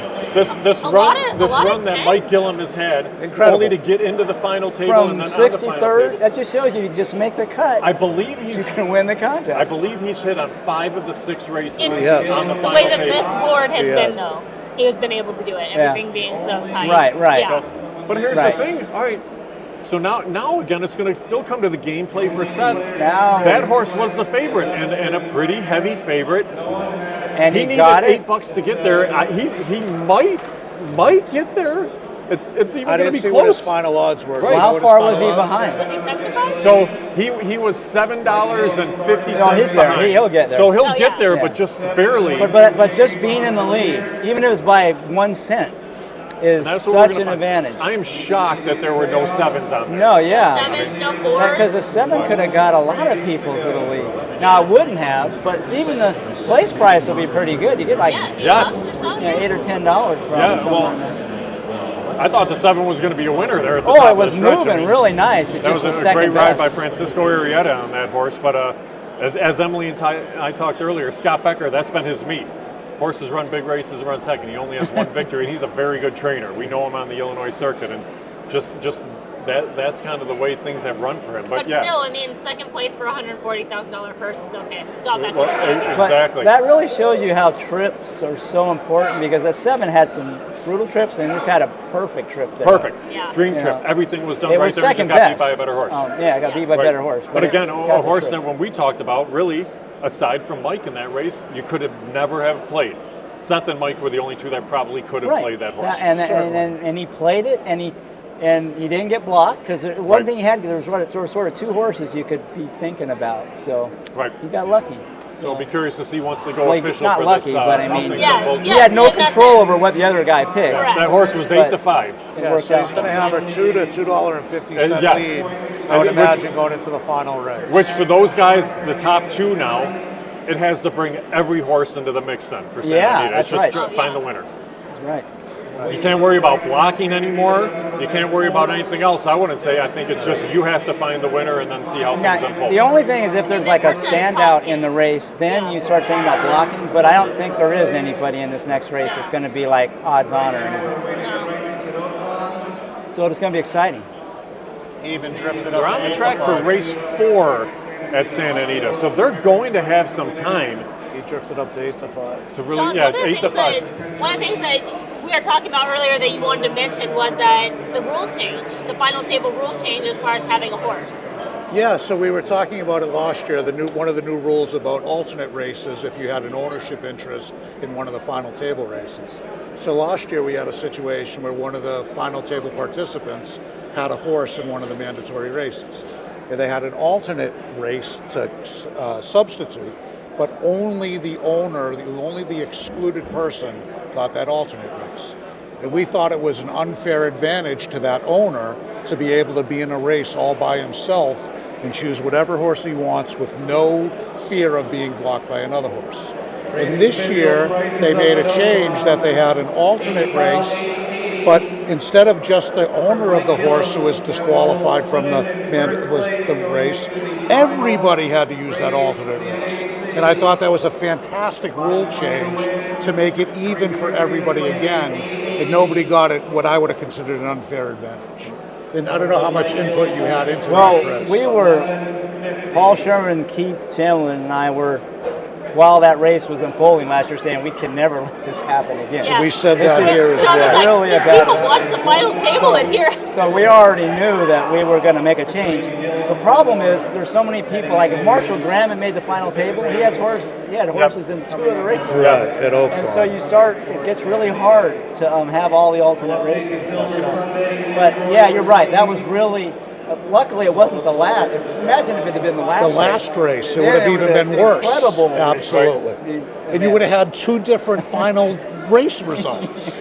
Or if he had played it properly and like some chaos happened, then it would have been like, it would have been Absolutely. really Yeah, I mean, exposed, but you can't be blocked. You don't have to worry about that. So yeah, you're right. That was a good catch on your part, but it was pretty obvious. It's not what you want to have happen. Absolutely true, yeah. Think about this, and because of the pricing in Kentucky at Turfway Park, it's $1.22 for the lead right now. I thought that was so funny when I saw the scores. I was Gill. like, oh yeah, this is never You're happened not before. used to I seeing thought that. it was funny because you could see on the final table played who Turfway. didn't hit anything at Turfway. Yeah. They're the only ones that have zeros at the end of their But score. so many people that have complimented the fact that Turfway was added to the race lineup. It was bigger fields. A lot of people played it. A lot of people played it late. I mean, you look up and down this leaderboard. What can you say? You can guarantee that 7 out of the 10 It played hit something at played Turfway Park and had something. Looking Yeah, at the league- sorry, I didn't mean to interrupt you're you. good. I thought that was a good addition as well, Yes. adding Oh, yeah. Turfway. I am not a Midwestern race guy, but I thought it was a much better track to have in the contest that had full fields, gave opportunities to people that play racing in the Midwest, Kentucky specifically. We have plenty of tracks on the East Coast, Right. and there's tracks on the West Coast. Right. In the central part of the country, you only had Oaklawn. And I thought the addition of the Kentucky tracks and a synthetic track or a Tapeta track, especially with And- Golden Gate going away or having limited late in fields, the day. Yeah, later late in the day was that a fit big the difference, timeline. too. Yeah, I because thought it was a great California change. racing's been so tough to get competitive Right. racing. Right. Well, like, yeah, big for example, if Turfway was running tonight, this last set of races would look a little bit different. Sure. There might have been a big 12-horse field Right. with chaos. Yeah, with 4-to-1, 5-to-1 favorites. Yeah, exactly. Agreed, Exactly. completely. Yeah, and I thought those were both very positive changes to the format this year. So we're 6 races into the final table, guys. Now it's a half hour that you have until that last race goes. So looking at the leaderboard, Mike Gillum's your leader, 3:11.50. Seth Morris, 3:10.28. Matt Blanchett, 2:89.22. Lawrence Calden, 2:84.56, and then you kind of work your way down. So let me ask you this now. If you're sitting probably still, what would you say, John? 6th to the top? Maybe 7th? You're still trying to think, I go to win this thing? I think 8th. I think TJ Sunday, who's within a cap horse. If Okay. there's a horse at Santa Anita that's over 20-1, It's got to be automatic. he's got to automatically play that and Okay. take your chance. Okay. And then, so strategy now goes amongst 3 different things almost. Who has to play the cap horse? The top 2, okay, I kind of have to play the win. But then if you're sitting there, even in 3rd or 4th, that could bring a whole nother set of horses into the mix that could still be good enough to win, that you know is going to eliminate half the field because they're also not going to have it as well, too. And that's where, and that's where the, am I going to get blocked? Like, say you're 3rd, 4th, or 5th, they're all going to be looking at the same horses. Right. And if you're the person in 5th, you got to be saying, well, maybe I got to play the one they're less likely to pick. Now, Right. where if I'm in 3rd, I can play the one I like. So to me, there's 4 different things happening on the leaderboard. Yep. Okay? The bottom 2 players, GT and Scott, cannot get to the lead with the Correct. cap horse. Right. They can't get there. Right. So they can't play for first. Where are they going to So play? now where are they going to play for? So the big money jump is from 6th to 5th. Yep. So in my opinion, they're now looking at the 5th spot. Okay, that's $22 to 5th, and it's $28 to 4th. Well, now they're looking at 8, 9, 10-1 shots. Yeah.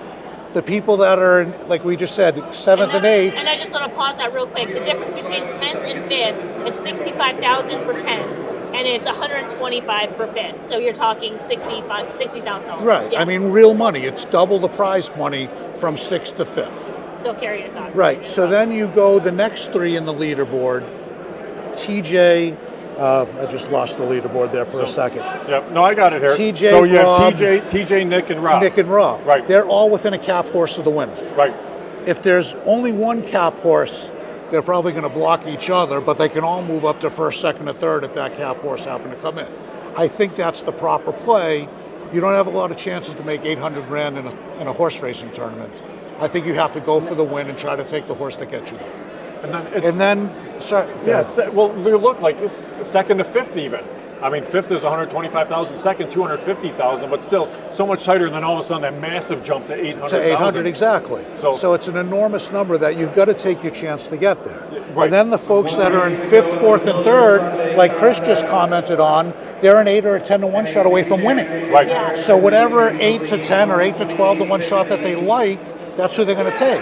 And be concerned about who the other guy has. And then the top 2 are in a 4th situation altogether that Seth Morris can win with the favorite running 2nd if the winner doesn't have it. With just a place price, he's within a place price of going to the lead. But he's got to be worried about the leader blocking him with the favorite. Right. So there's 4 different things happening in each slot of where you are in the tournament, which I think I find fantastic. And the leader pretty much has to, because if you have all these tiers, there's going to be people on almost every horse in the race. Yep. So as the leader, you've got to have the winner. Yeah. If you don't have the winner, you're probably not going to be lucky and have nobody have had Right. the winner and pass it. Right. And right. also, I mean, the other, just a general question, but they're probably not thinking of this, but do you think that those people, 8 through 10, is it 8 through 10, are playing to win? I'm guessing they're watching college hoops. I have no It's idea. definitely going to be bad. Good call. Yeah. Yeah. Or are they announcing the bracket? It looks like. Okay. Okay. Oh, maybe the bracket selection Sunday. I mean, is everybody that's in contention with a chance to win playing to win? Right. Right. That's a good question. Yeah. That's a good question. I know you can't speak for anybody else, but the way you summed it up was good. How many times do you have a legitimate chance to win $800,000? Right. How many times you can be at the final table with a chance going to the last race to win it all? There's this thing called regret. And anytime you're betting, it's like if I don't leave this, put this horse on my pick 5. Well, if it won and I did what I really regretted, I say, nah, you know what, that one beats me. Yep. same sort of thing. Are they going to regret, man, I could have played that horse, I liked it, and I chickened out and went for a shorter price horse, and it comes in, you know. That's So if you're 4th through 8th on here, you have to be more than willing to say, I'm going for one. If the possibility I end up 9th or 10th happens, it happens. Whether you like the horse Yep. or not, Yep. it doesn't matter. Whatever his Right. price is, that's what you play. If he's 50 to 1, well, that one time in 50, you Right. win. Right. You win 800,000. And Right. Justin Massari won on a horse like that. Right, I mean- he wasn't the horse he thought was the best horse. Right. He Yeah, raced for the it one he was would have the played. right play. But he Set a played horse it he didn't even tactically, really and he like, got right. lucky. He was Right. the only one that had it, and nobody in front of him had it, and he won the contest like Right. a 20-1 shot. Right. You say it more eloquently than I did. You called it regret. My Italian came out, I called it nausea. If I get a pit in my stomach after the horse wins and I didn't have it, Yes. I should have had the horse. Yeah. So they just went official with the 4th at Santa Anita. So we're going to see our first set of odds here for race number 5. But this is 3/4 of a mile on the turf, optional 80 in this race. I think all of them are in. There are 9 horses entered in the race. I don't know if there were any scratches out I of this didn't race. see any scratches. I don't believe Finally, so. a race so. without scratches. That's rarity. Well, and that's the one good thing. I mean, thank goodness we're not closing it out with like a 6-horse field. You are getting 9. Oh, I'm sorry, the 6 is scratched. 6 is scratched. All right. Mas Rapido or All right, Mas Rapido is out. Yes. Yeah, I mean the thing is there's a mathematical that a cap horse could for the 10th to 1, but there might not be a cap horse. That's what we're Correct. saying, is that there's not that horse that's going to get that $64 Correct. based Yeah, in on fact, this field. Looking at the So- board Yeah, right and now, looking at the double odds, there's not a cap horse. Right. Yeah, I mean the 5's 12 to 1, the 9's 16 to 1. Mike talked about that earlier as far as that process going from the bottom up, and I looked at that earlier when we did the whatever we're doing on the side here play. I looked at that race and I was like, oh, when they get to this race, there's not going to be a cap horse. So you have to already have that in your mind. If I'm down 50, 60, I might be drawing dead for the win. Correct.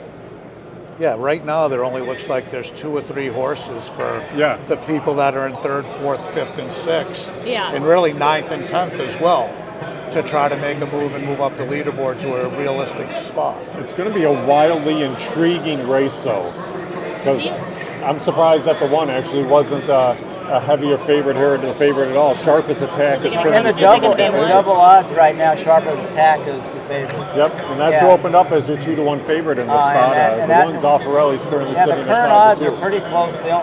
The 4 horse is taking early money, and to me, that's the most interesting horse in the race. Absolutely. It's bred in Australia. It's won a bunch of races. Australian turf sprinters are like really good. Well, And that horse was entered in a grade 3 2 weeks ago, Yeah. or last weekend. I forget. So, But he's entered in a grade 3. Like you're not yeah. going to enter in a grade 3 if you don't think you're in that race. They pick this spot. well, look at its form. It wins like crazy, and it's won high level races in Australia. So to me, that's the horse I'm all over. If 7 to 1 can win the race, win it for me.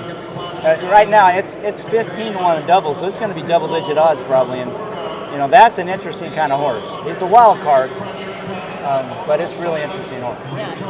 I assume that horse is a bleeder too, that he came here from Australia. Yep. So Yeah. his 2 races that are lousy, he just stops. Well, yeah, good and then he point. comes to the U.S. where he can get LASIX. It's illegal in Australia to have LASIX. point. So I'm wondering that's why he's here as well.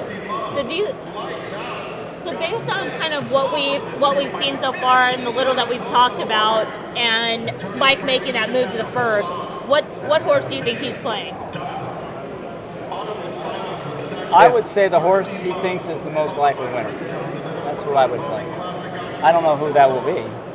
So you're thinking it's probably Probably the 1 the 1 or or the the 3. 3. For me, I'd be playing the 4. But I mean, I'm asking Yeah, him. right. Yes, Yeah, for him. If Whoever you he- were in first, would you be playing the 4? probably not. Probably If not. you were in first, who would you be playing? Let me see. Give me a second. I'm not sure. I usually don't handicap that way. Right. No, that's a great question. I love that. Right. So- Oh, I'm playing the 4. Wait, what if you're in first? No, actually, no. Change my mind. no, Everything's I take different. that Totally back. different game. Yeah. Exactly. It's an Yeah, entirely totally different game. The lost race of the contest has, to me, I said it last year and I'll say it again, it has very little to do with what horse you like. Right. Yes. I think it has everything to do with what horses beat you and which horses can you use to block other players from going by you and winning the tournament. Well, and looking at the mathematics in this race, I mean, the one thing that is intriguing about it is the two long shots in here, John, are both in with a shot. I mean, the 5 Nabokov is a horse that has speed, ran a good race at 6.5 that last out. They shortened up a 16th of a mile, can definitely get into the mix in here. And then Time to Party on the outside is a horse that's had more than enough success on the Santa Anita turf course, career best buyer over this course, and is sitting at 4-1. So at least if you're sitting near the bottom and you're saying, I'm looking at these two double-digit horses, you're not feeling horrible about either of them, because these are some horses that have some ability too. I agree, and I think the people that are anywhere from 4th to 7th that have a shot to move up, that's who they're going to play. Pick the one that you prefer between the 5 and the 9. Sure. And throw your dart or do your handicapping and choose one or the other. Right. But the people at the top 2, I mean, unless you hate the favorite, Yeah. I'd almost argue that Mike is locked into the favorite. Okay. The favorite is going to be 2-1 or maybe slightly less 8-5. So a third of the time he's going to win. He's going to have the guy who's behind him blocked who's less than $2 away. And you're going to force the guy to take a second or third choice to go by you. But who's in second right now, who we've seen, Seth, he's not afraid to not pick a chop. Agreed, So, and I think that's great. And I think Yeah. Seth would make the absolutely proper thing to do, not taking a chop. But if I'm Mike, to me, you almost have to just block him with the favorite and close your eyes. Like Right. Jim said, it's very likely that one of these other horses wins the race. I mean, 2/3 of the time, the favorite's not going to win the race, and you're going to lose because Right. somebody behind you's going to have But you have it. a better chance than everybody else. That's Assuming exactly that right. The favorite's a good favorite. And I think you're right. I think if I'm in second, I don't play either the 1 or the 3. No, of I course. play in fact, for me, it would probably be the horse I like. I mean, Right. Or maybe another one that you like, because you're pretty sure you're not going to get blocked. Right. Absolutely. And that Yeah. way, if you get it, you win. But Whereas then you're gonna one block of the everybody three, you got below. a 50% chance that And- you get blocked. and you And got you're going to block everybody Right. below. Right, you, right. too. But that They might have be a on the chance- same horse. Who might be on the That same could horse pass because you it's up in if your it race. comes in. Yes, And exactly. the other thing, Chris, you have a second way of winning too, and you know Yep. this The as place well. price. You got the Yep. place Right, price. right. Yeah. Always has a place price. Correct. And that place price will be enough for sure. Absolutely. Right. Yeah. Well, and the thing that's been really interesting about how this last table has played out also, these two guys have not played similarly at all for this last table. I mean, Mike has really churned the whole last table. Five or six races, he's hit on it. Seth has taken his chances the whole time through. He's had a couple of hits where he's been able to make a little bit, but he has been pretty aggressive the entire last table. So the thing that would probably shock me the most is if you see the same number come up next to both of their names for that pick in this last race. That would surprise me. I couldn't see it. That would be a shock. Yeah, because I think he hasn't been playing chalk all day. Why will he do it second when that could get blocked on? Right. Yeah. And assuming, especially, it also depends on your opinion. If he really likes another horse in here, Yep. why would he play anything else? Right. No, there'd be no reason. Right. I would agree with that. I don't know if I could see that happening. I'm expecting you're going to see Seth playing someone like the 4 horse in here and say, okay, I'm going to take my shot. If the 4 horse even runs second, of course I'm going to win. But I might have the potential to get place money that puts me over the top based on what Mike does up top too. If you get a favorite, if he plays a really long price. Yeah, and in like this you race, said, I mean, the rest of the horses all are competitive. Most of them have a shot in here, I think. Not just, I was talking about the 4 because it was such an interesting horse. Sure. Right. But the escape route could win, Nabokov could win, Time to Party could win. I mean, those horses all have a chance. It's actually an an excellent final race for this leaderboard. Yeah. It Yes, is. it- There's a whole 100%, bunch of yes. middle-priced horses that can get a lot of people to win. Yeah. So there's whatever divergence they have of their opinions, they have multiple horses that they can choose from. And whatever their strategy happens to be, whether at the top, the middle, or the bottom, they have multiple horses that they can choose from to get to their goal of where they're trying to get. That was one of the reasons why I was asking the question of what players want to win this tournament right now. Because if they are trying to be a little bit more conservative and saying, Rob, for example, being like, hey, I'll take that 3-1 if it moves me from 6th to 5th, thinking that if that 5th place person is probably not going to do that same thing.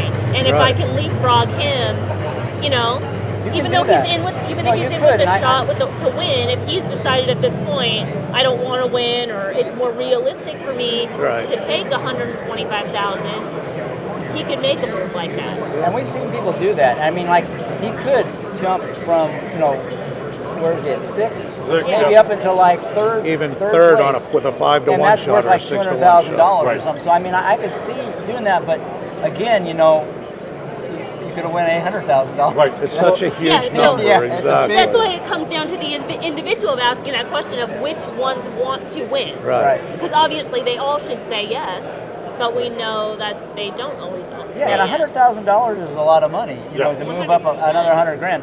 So it's not like it's not a lot of money either way, but it just depends on what your goal is, and I wouldn't blame anybody for doing that. I wouldn't do it myself, but hey, you never know what situation they're in. Maybe $100,000 could be like life changing. It's life changing for a lot of people. Exactly. And then maybe they're going through some hard times financially, and it would be a huge godsend or something. So, $100,000 is nothing to sneeze at. Right. Exactly. Now, guys, since we have a little bit of time, 13 minutes till this final race, let's get away from the final table just for a minute. Talk about that Silver Sunday contest that's been going on, because we look in the room behind us. I'd say there's a lot more people that have stuck around this year compared to prior years, because you are playing that contest, have that ability to make a nice little score there to close out the weekend. It's been a long weekend. First chance, last chance on Thursday had over 800 entries in that.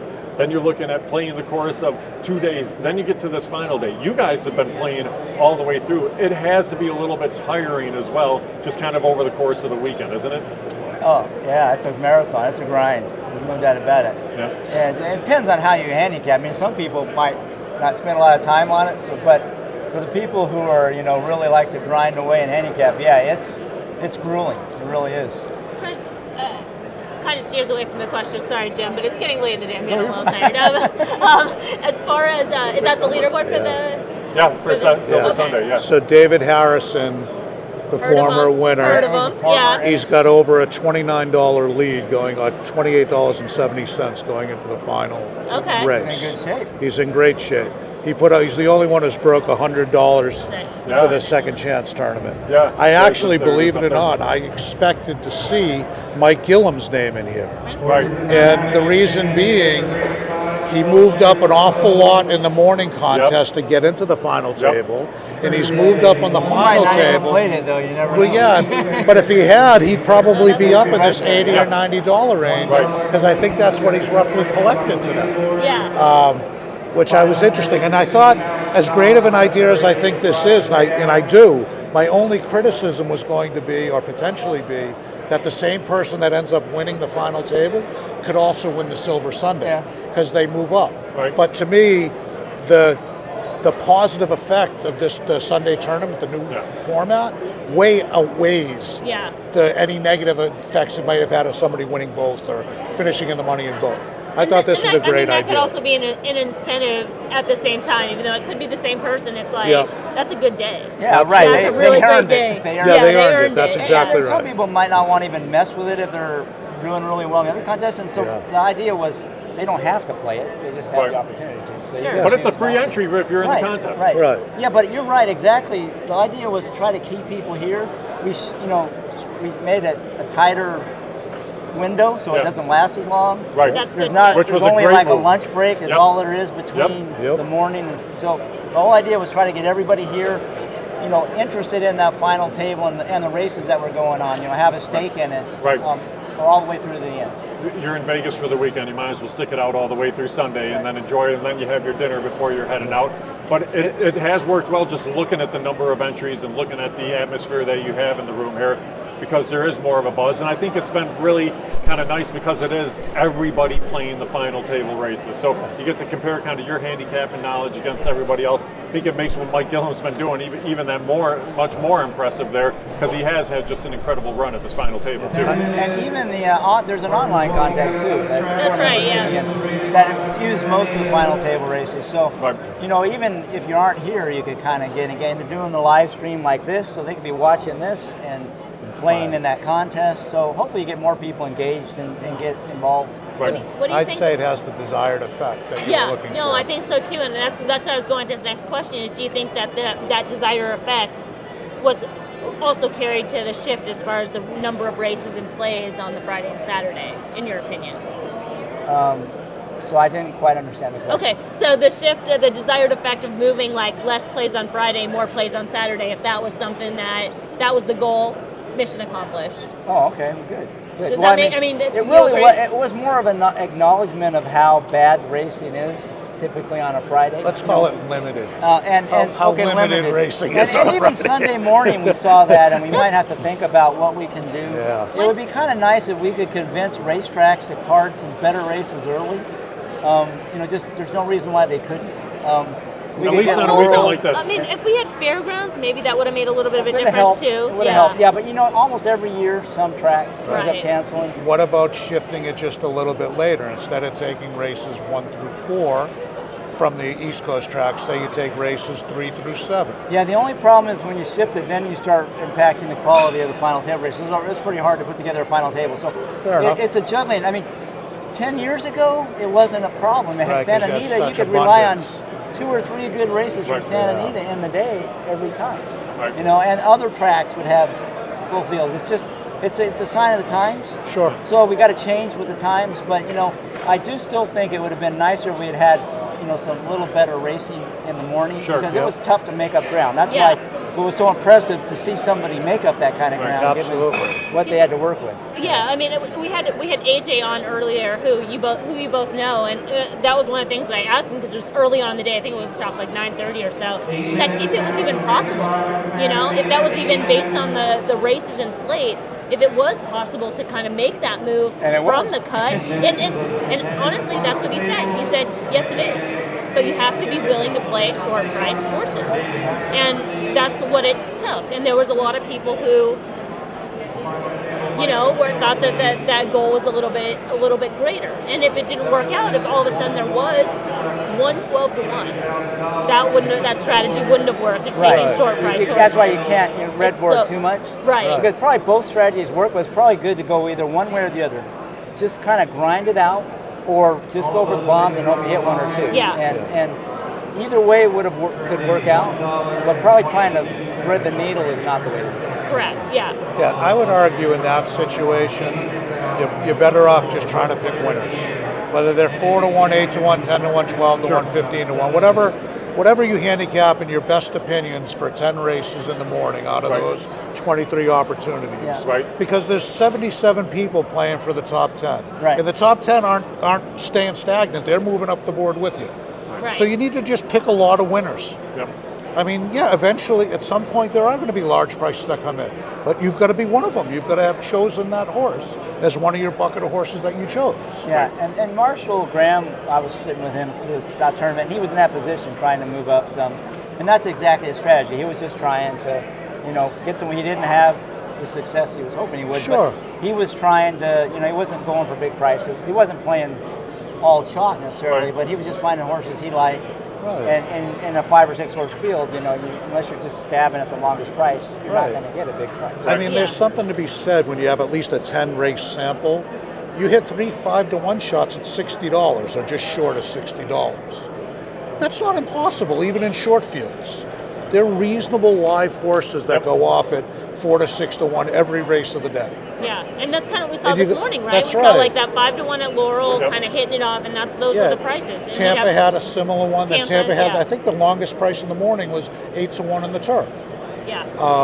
But yeah, you have to pick a lot of winners. That's the only way you're going to move up in the morning and in a large talking about field. that, because you think about it this weekend, all right, if you guys think back over the 3 days that we've had, how many cab horses have there been? 2, 3? There was the one at Gulfstream, the 50 to 1. That's it.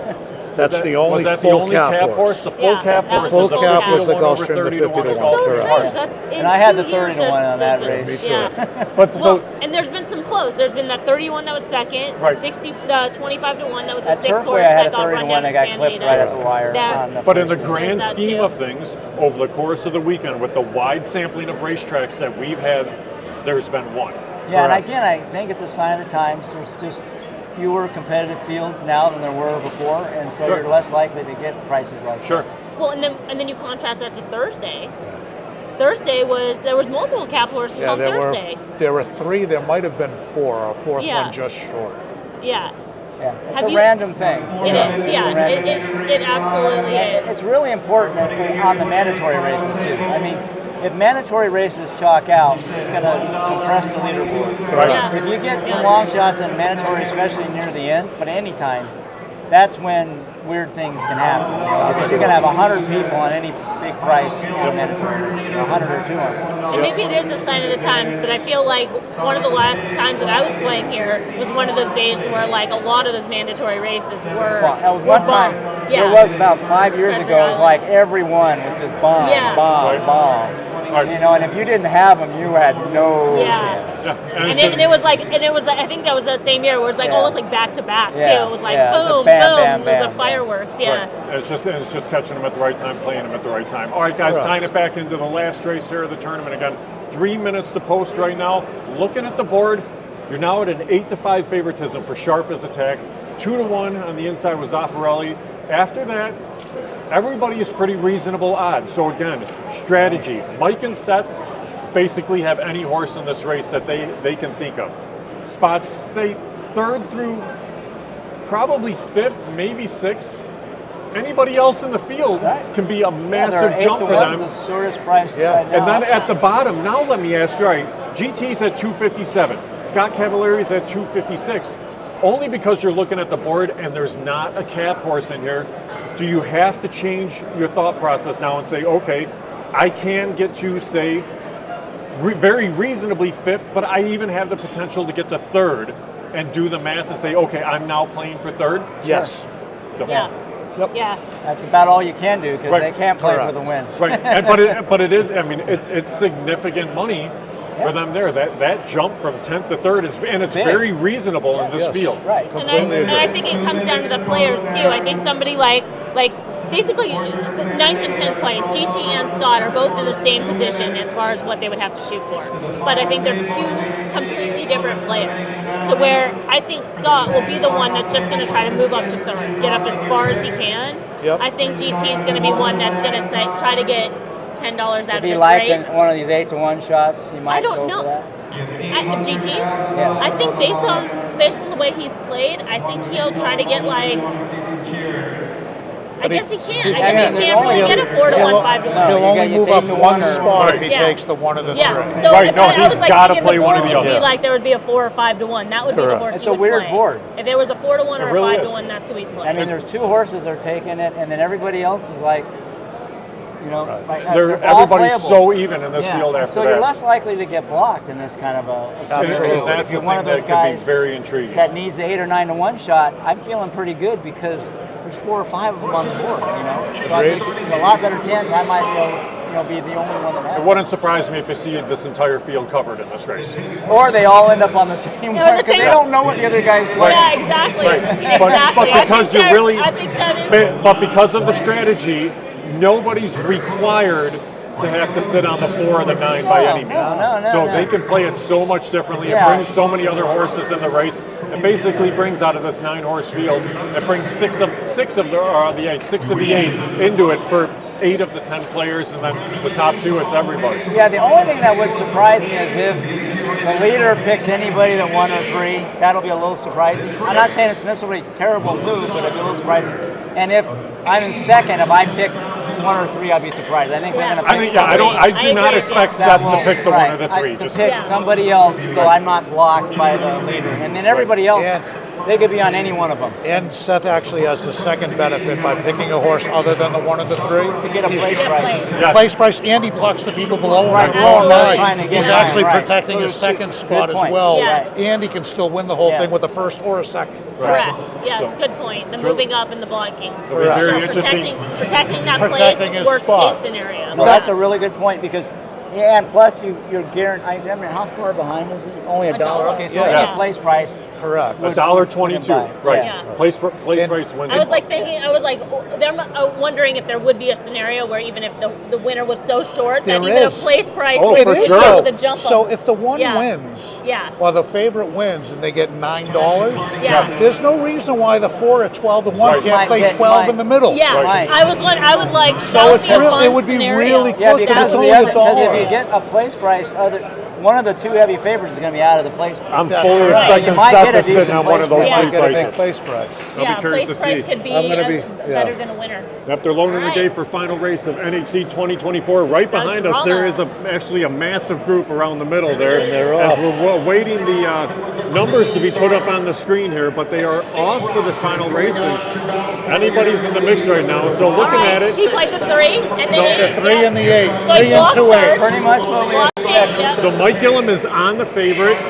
After that, nobody picked the 1 in this race. There's a bunch So of if the one- 8s. If the 1 There's a wins, 9 the 8 in runs here. second, there's a scenario where he wins. Yeah. If the 9 gets the job done, this is going to be very interesting because Daniel Kaplan it's Lawrence Cauldron. Lawrence Cauldron's on the 9 in this race. So that's a horse based on what happens that can move him The all the 8's way getting up a too. dream trip up Yep. the rail, too. Let's see how things unfold there as they turn into the stretch. The 1's off Laurel. He's running a big race, sharp as He's a like, tack. all I gotta do right is there. run, beat the 3, run second, beat the 3, run second. Fire. 8's done. 8's done. Who's on the 2? Anybody? No 2. No 2. That's the game. Got That's the it. game. So Mike Gillum goes 6 for 7 at the Yep. final table. It moves up from That's a 8th pretty good- all the way to the win. Awesome. He had a day. He had a day. From the, There had a was, day. no movement on the leaderboard. Right. Yeah, Right. nice. He had himself a day. Incredible handicapping Yeah. by Mike Gillum today because he had to work all the way to the final race to get into the final table. And then just race after race after race, move his way up. Up the board. The worst part about this, well, worst in big quotes, if I'm Seth Morris, it's horrible that you ran second. Yeah. After having a lead basically from the middle of day 2 all the way to the second to last race of the final table, but I thought he played awesome. He played great. I thought he played He played the everything the final way table he wanted beautifully. to, Yeah. and he got run over by somebody that's hit 6 of 7 How many races times someone and hit lost 6 by a out of buck. 7?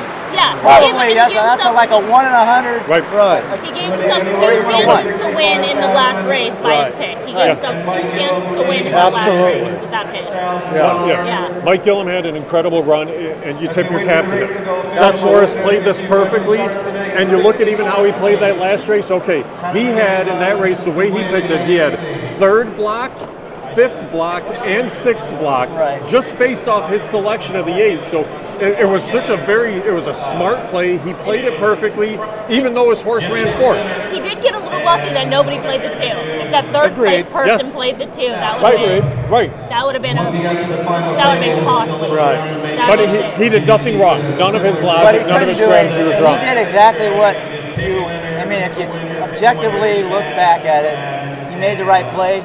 The winner made the right play, and I didn't catch all the other plays, but I think they were all making plays. Yeah. I would like to see if anybody was trying just to creep up the board, or they actually, all were going for the winner. Yeah, they're talking to Mike Gillum on the screen behind us right now. $800,000 for that victory.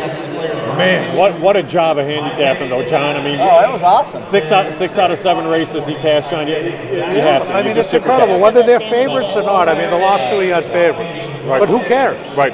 You pick 6 out of 7, Yeah. you should win. Yes. You deserve to win. Right.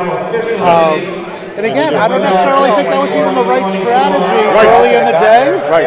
But at the end of the day, it was. And it got him a win.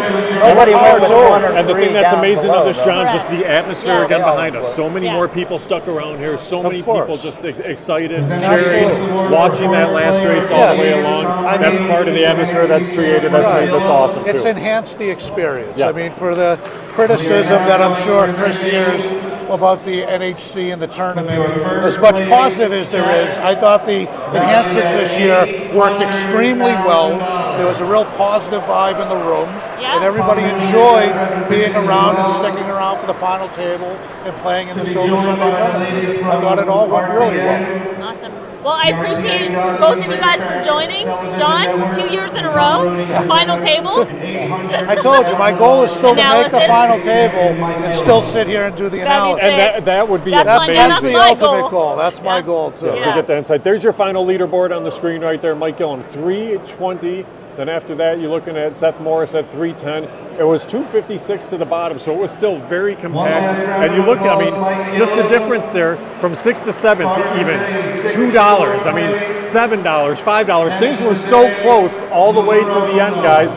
That's what makes this such a great contest, because it just takes that 1 or 2 horses there to make that big move in the end, too.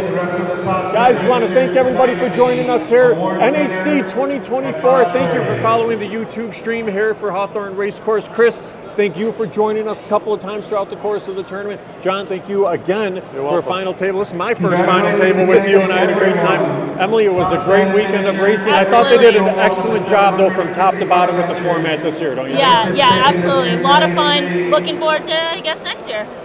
Hopefully we'll have you guys on with us next year as well. We want to thank the crew behind the scenes as well, the entire Hawthorne crew, everybody that tuned in with us.